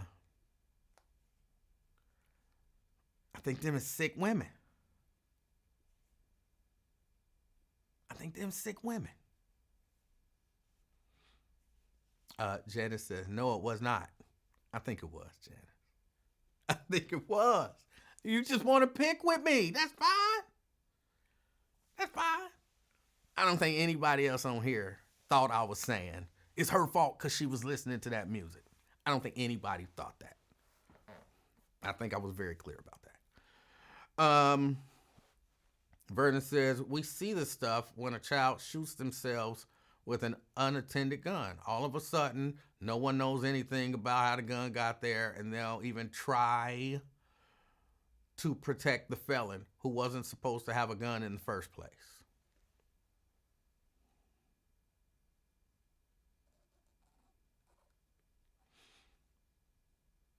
So, okay, grandmama, neglect. At the very least, neglect. Aunt, I don't know. I don't know about the aunt. So in terms of, let's say, if you're looking at criminality and jail time, maybe the coworker.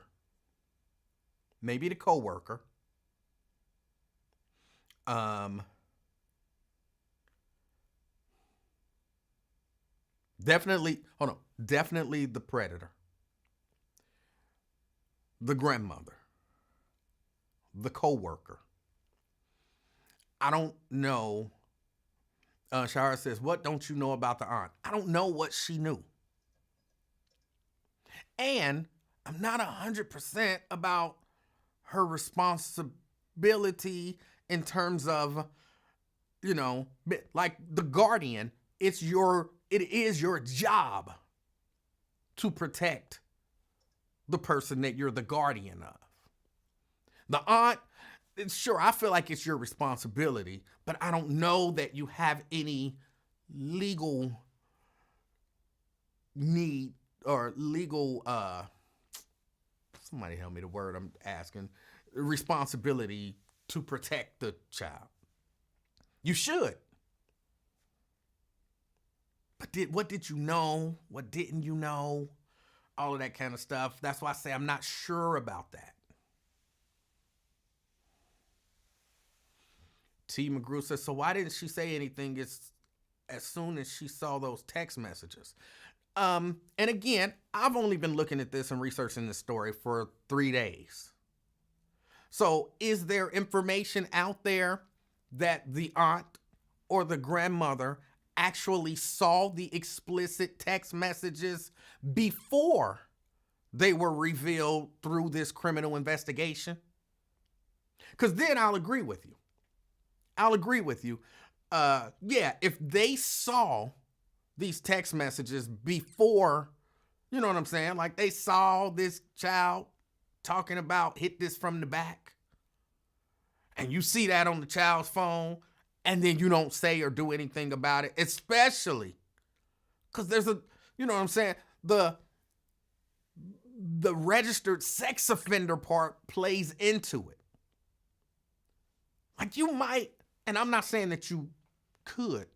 T is saying she saw it beforehand. Okay, well, if she saw it beforehand, then yeah. Yeah, then the aunt. T says they exposed her in court. Say, I didn't see the aunt's testimony in court. I saw the grandmother's testimony, or a good portion of the grandmother's testimony in court. I didn't see the aunt's testimony in court. And again, I'm trying to be as open about the lack of knowledge that I have about all of the facts of the case, because I've been, really only looking at this for like 3 days, and it's a lot to consume and to get all of the details. And that's why I'm asking y'all in terms of details that I don't have, because it helps inform me. So yeah, if the aunt saw that ahead of time, you know that she's texting a sexual offender about sexual related stuff, then yeah, you're responsible. You're an accomplice as far as I'm concerned. Not just you should be in jail facing some charges about sexually assaulting a young child, because you're an accomplice.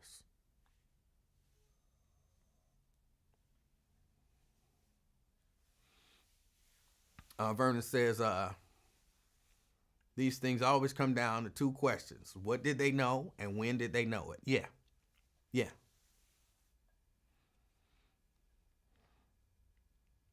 Lethea says she knew he had someone pregnant, but she claims she didn't know who.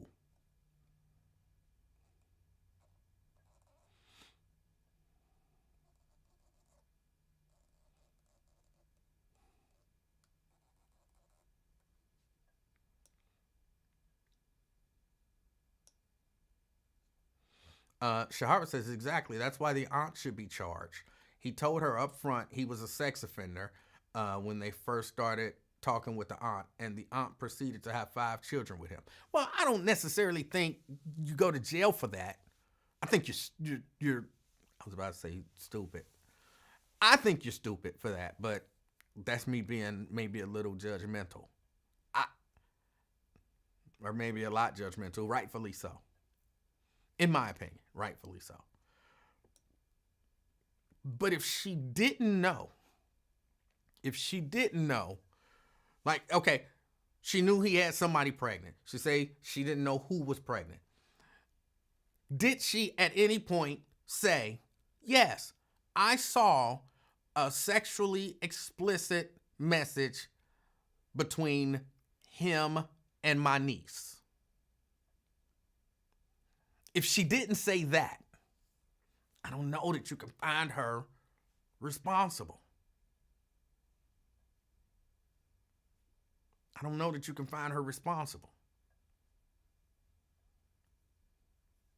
Shahara says it shows neglect. Well, what you said doesn't necessarily show neglect.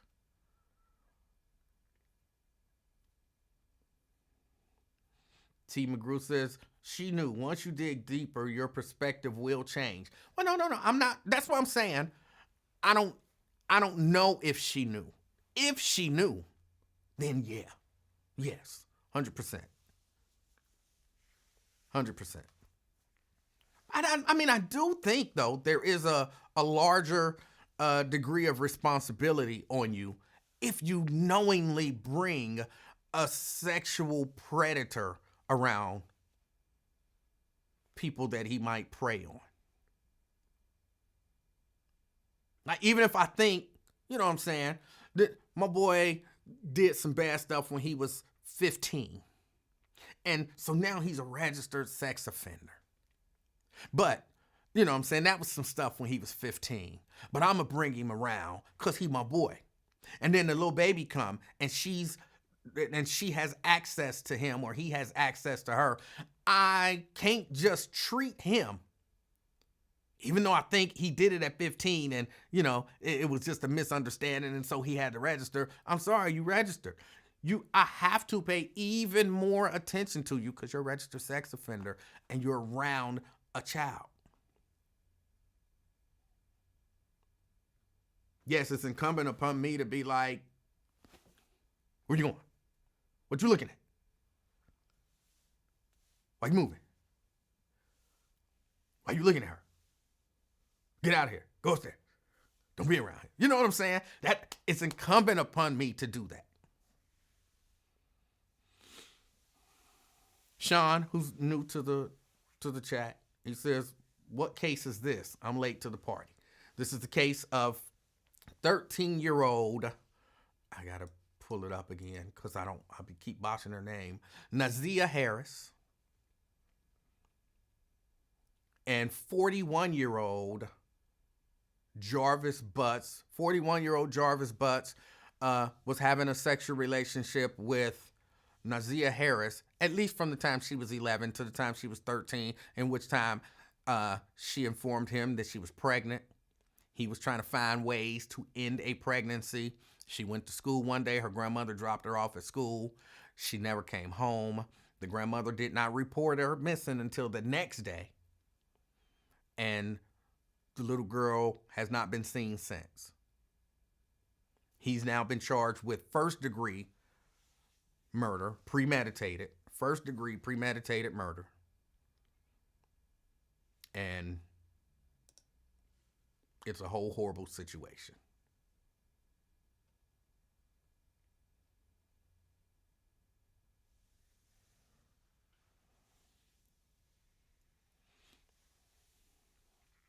Alethea says the aunt told her not to report her missing.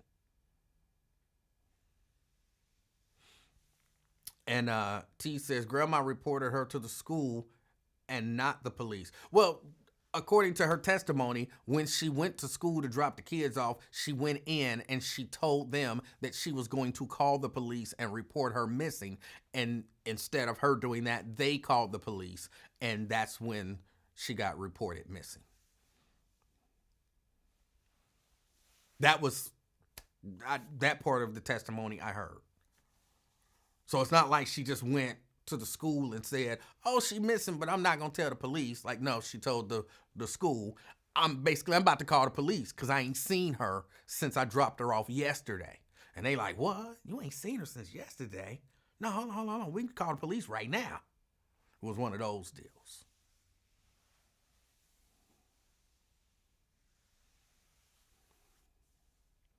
Shahara says you got to show a better picture of him because he was actually cute.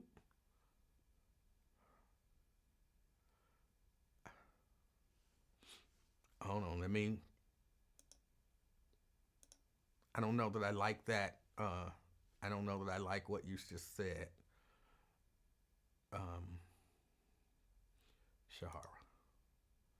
But I will show a different picture of him. This is him and the aunt.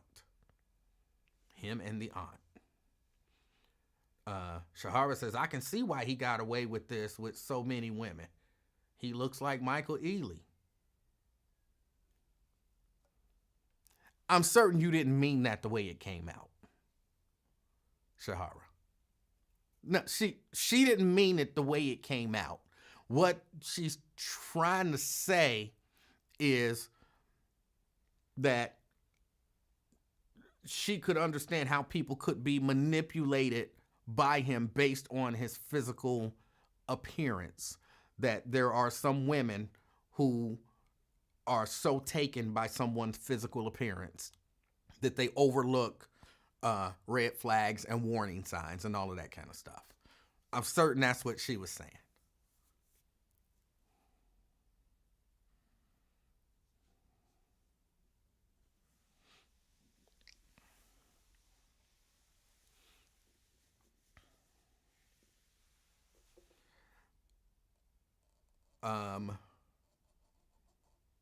So no, I know what she meant.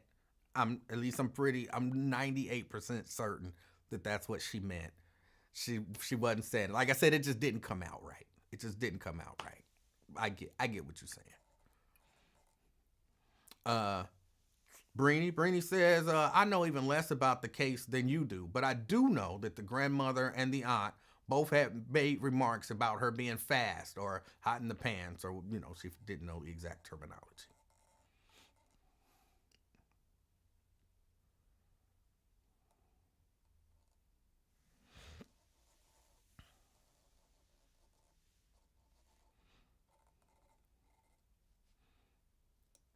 I could see, this is going to sound crazy and this is going to sound like victim blaming, but let me get it out first.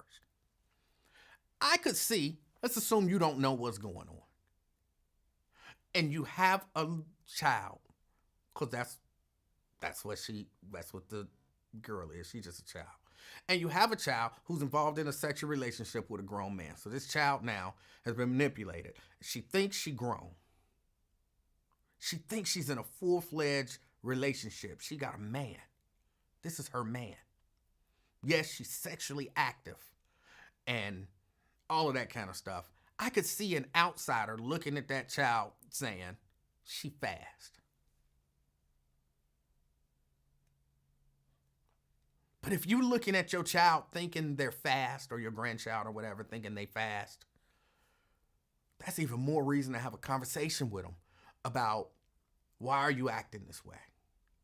Why are you conducting yourself this way? Why are you moving this way? Why are you whatever this way? To find out what's actually going on with them. So I don't completely hold that against them. Now, if they knew, then yeah, I hold that against them. But I don't completely hold that against them. To me, that should be a sign to talk, to ask questions, to figure out what's going on.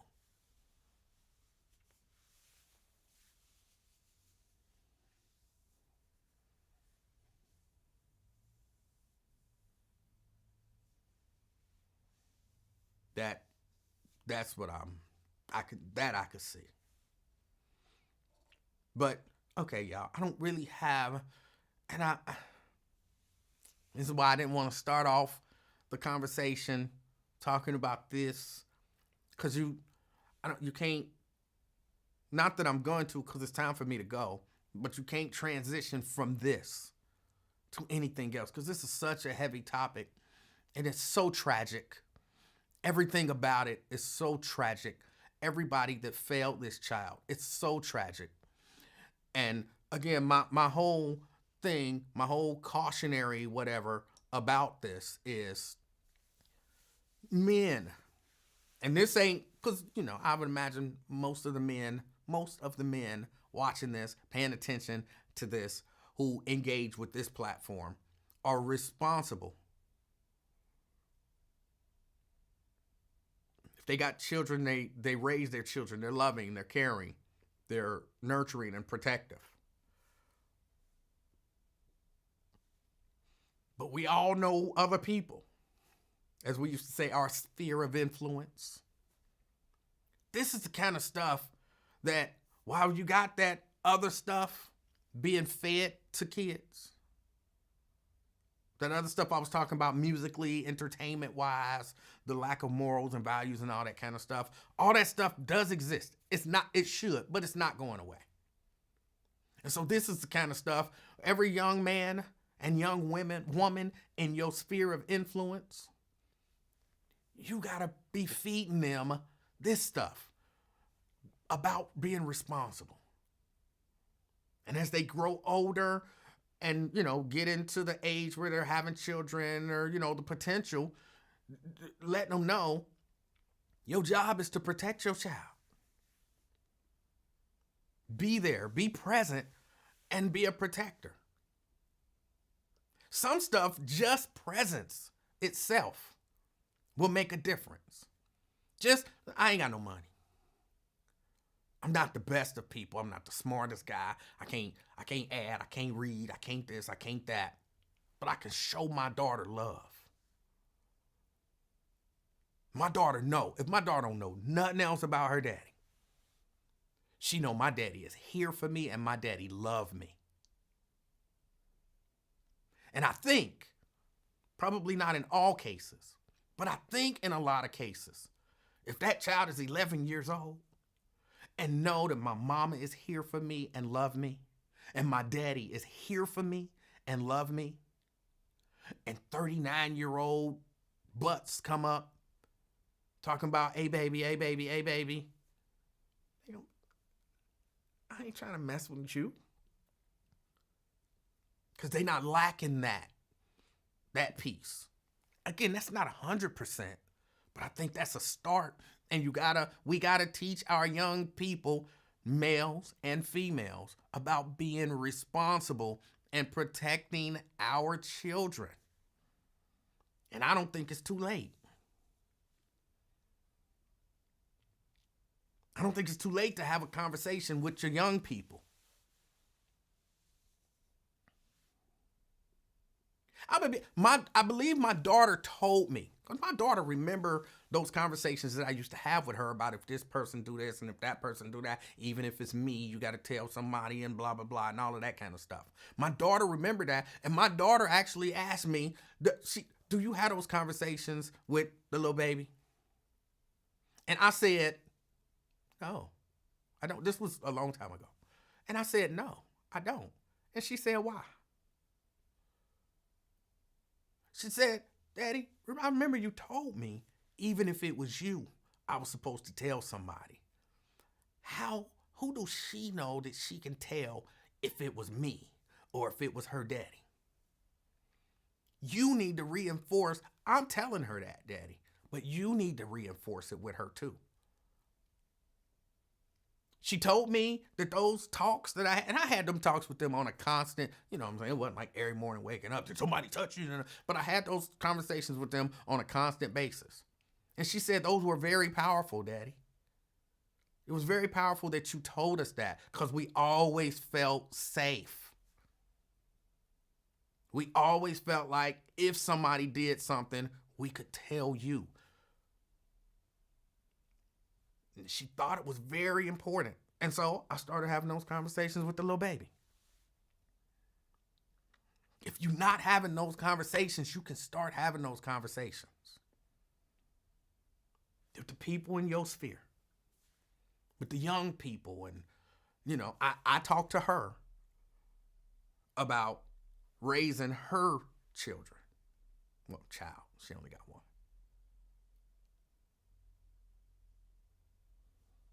I talked to my son about how it's important for him to be a part of his kids' lives. He got sons and daughters. You got to be there. You got to be the example. More than anything, you got to protect them and you got to show them love. That builds a certain level of, what's the word that I'm looking for? I want to say confidence, but confidence ain't the word that I'm looking for.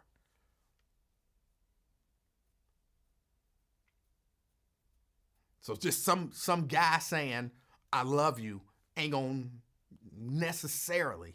And look, people who manipulate people and that's what they do, they good at it. They good at it.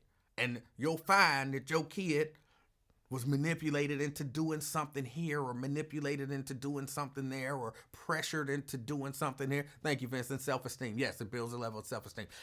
Pressured them to doing this and that. And you like, but we talked about that. We've been talking about that since you was a kid. How did you fall for that? I don't know how I fell for it. I remember you saying this and I remember you saying that. So that ain't like 100%. It ain't foolproof. But it's a start. It's a start.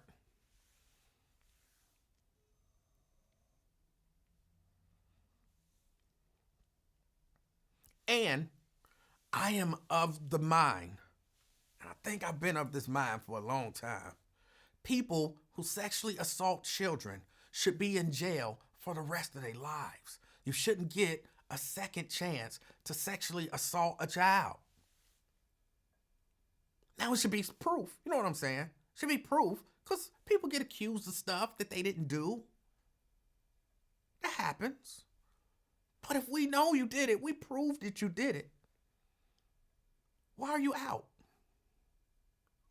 You should not get a second chance to harm a child. You just shouldn't. That's one of them one and done crimes. It's a few of them. That's definitely one. It's one of the biggest ones in my mind. Oh, you can be a registered sexual offender and you'll have to register and people have to. No! You in jail. You ain't even got to register. You in jail for the rest of your life. In the sexual offender wing or whatever. You in jail. Ain't no need to register because you ain't ever getting out.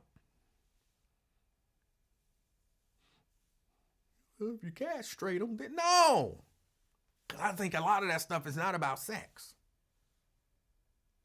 A lot of that stuff is not about sex. It's just about being a sexual offender, being a pedophile. They say, again, they don't like us on YouTube and Facebook and all this and that to use certain words, and they kick us off or demonetize us, but I'm not monetizing anyway. They say rape is about power.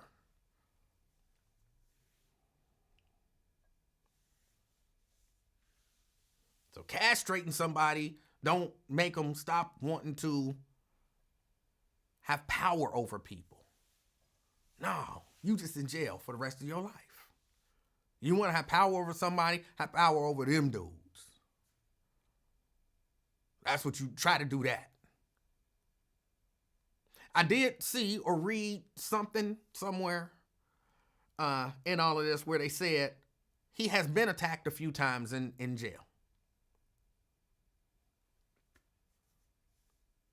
He being Jarvis Butts. That he's been attacked a few times in jail already. And I've never been in jail. I hear that if you go to jail, they don't really take kindly to people who harm children. That's what I hear.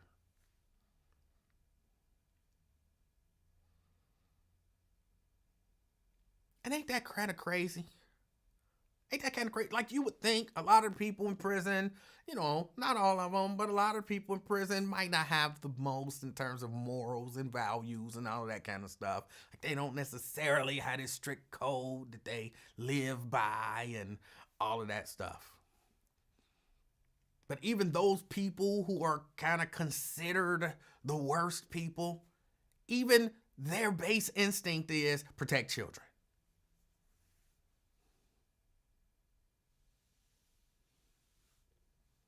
So you gotta be a special kind of something bad to want to hurt kids. Yeah, nah, man, just go to jail forever. You spend the rest of your life in jail. You don't get a second chance to hurt it, to sexually abuse another kid. And if that was the case, then this young person might still be alive.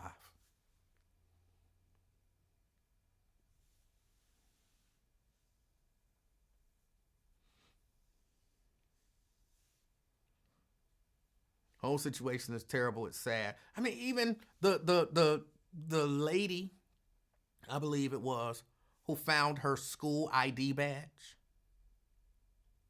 I mean, it's just how sad the whole thing is. She said she had walked past that ID badge for 2.5 weeks. And just one day she decided to bend over and pick it up and look at it. And she recognized the name because it had been in the news.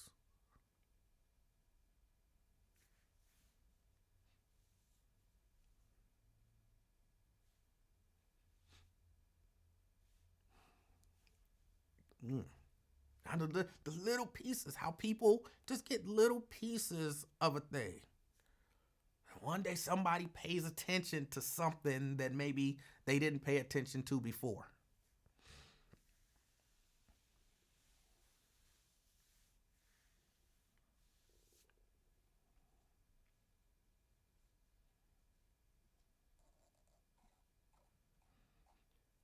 Yeah, I got to get ready to get out of here.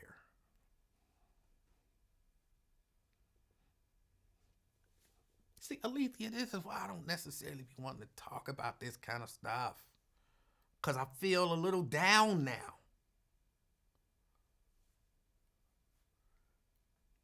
But that, I agree with you. These are conversations that people need to have because there are people all over the place. There's uncles and cousins and, you know, just all over the place. There are people who are sexually abusing young people, aunts.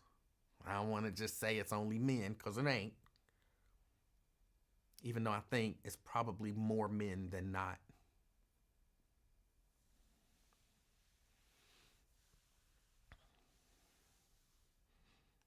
A part of me want to say we are past the point of Uncle so-and-so touch little kids and don't nobody say nothing. Shh, we don't talk about Uncle so-and-so. But I don't know that we are. I don't know that we are past that.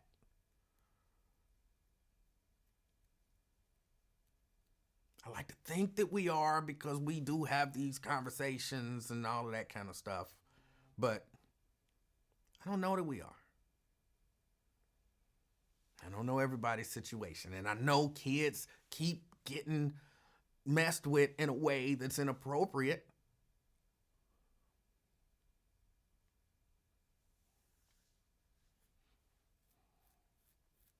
I keep telling y'all that's why I don't like Tyler Perry. What? You saying Tyler Perry did? No, I'm not. I don't know that Tyler Perry did anything. But that Medea's family reunion, I'm saying that scene still stick out of my mind, and it bothered me so when I watched it. And that was the movie and the scene that made me be completely 100% through with Tyler Perry. The little girl's bending over and they talking about, yeah, all the way down at the bottom. It's all the way down there at the bottom. Oh, yeah. And these is the uncles sitting back looking at these little girls. And everybody in the theater that I went and seen it in, the theater was just erupting with laughter. And I was sitting there angry. I was angry. Like, why is this funny? These are old men lusting over their little cousins and nieces and whatever. And I couldn't understand why people thought it was funny. I couldn't understand why it was put in the movie. And the theme of the movie was about abuse and all that kind of stuff. And you put this in as a funny one? And people was cracking out. I'm like, this ain't funny. This ain't funny. And as long as people look at stuff like that and think it's funny or don't think it's that serious, sorry, it's a certain way that, which Madea movie? Medea's Family Reunion, I do believe. Medea's Family Reunion. A scene where the uncles was telling the little girls, like young teenagers, to reach down all the way down in the bottom and get them a drink out of the thing. And they had to lean over and they was looking at their behinds. All the way at the bottom.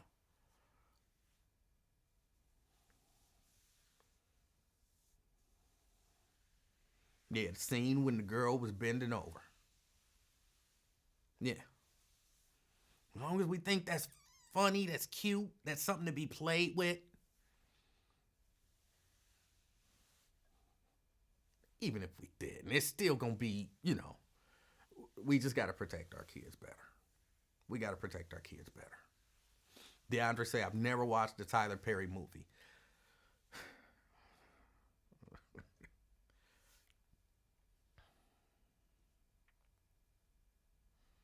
Yeah. Andrea talking about the one where the one girl was getting married and her fiance was beating her. Ain't that almost every Tyler Perry movie? I think you just described like 7 Tyler Perry movies. If that's the Tyler Perry movie, which movie? The one where the girl was getting married and her fiance was beating her? You mean no? You mean no? You mean no? You mean no? You mean yeah? That's the one. I think that's about 7 Tyler Perry movies. Yeah, he don't get too complex with it. It's the dark skinned one. The dark skinned one is beating you. That's Tyler. That's Tyler.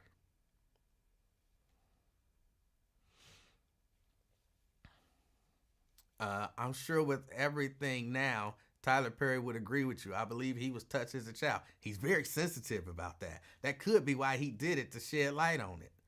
But he'd probably take it out now. No. He did it as a funny moment. He did it as a comedic moment in the movie. He had other moments in the movie that were very serious about being touched as a child. He put that in there specifically for comedy's sake.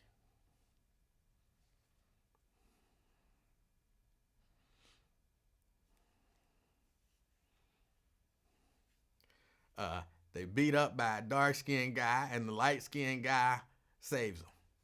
Yes. That's like every Tyler Perry movie.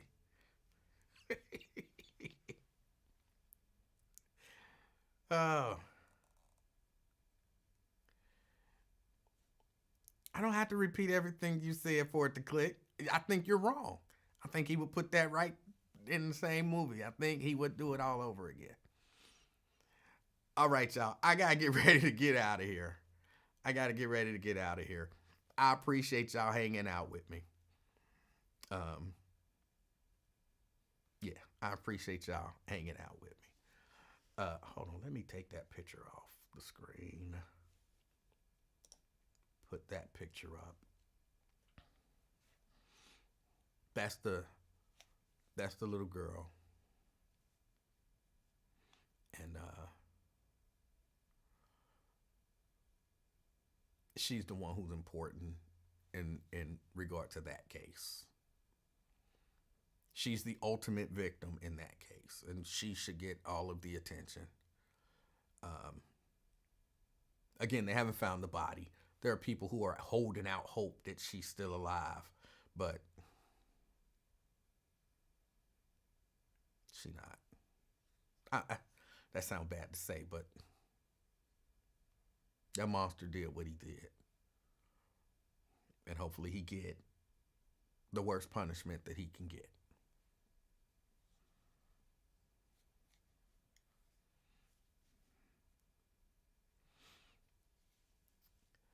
All right, y'all. I got to get out of here. I appreciate y'all hanging out with me. Alethea, I appreciate you. Even though you're a hater and a bully, I appreciate you reaching out to me and saying, please talk about this. Because, again, I was not aware of the case at all. And this made me aware of it. And it again, strengthens my resolve to continue having these conversations. Like, it's been a minute since I had a conversation with the little baby. Next time I see her, I will be having one of these conversations with her. Because it's very important. It's very important. Enjoy the rest of y'all day. Stay warm. And as always, try to be the reason that somebody smiles today. Till next time, I'm out, y'all. Peace.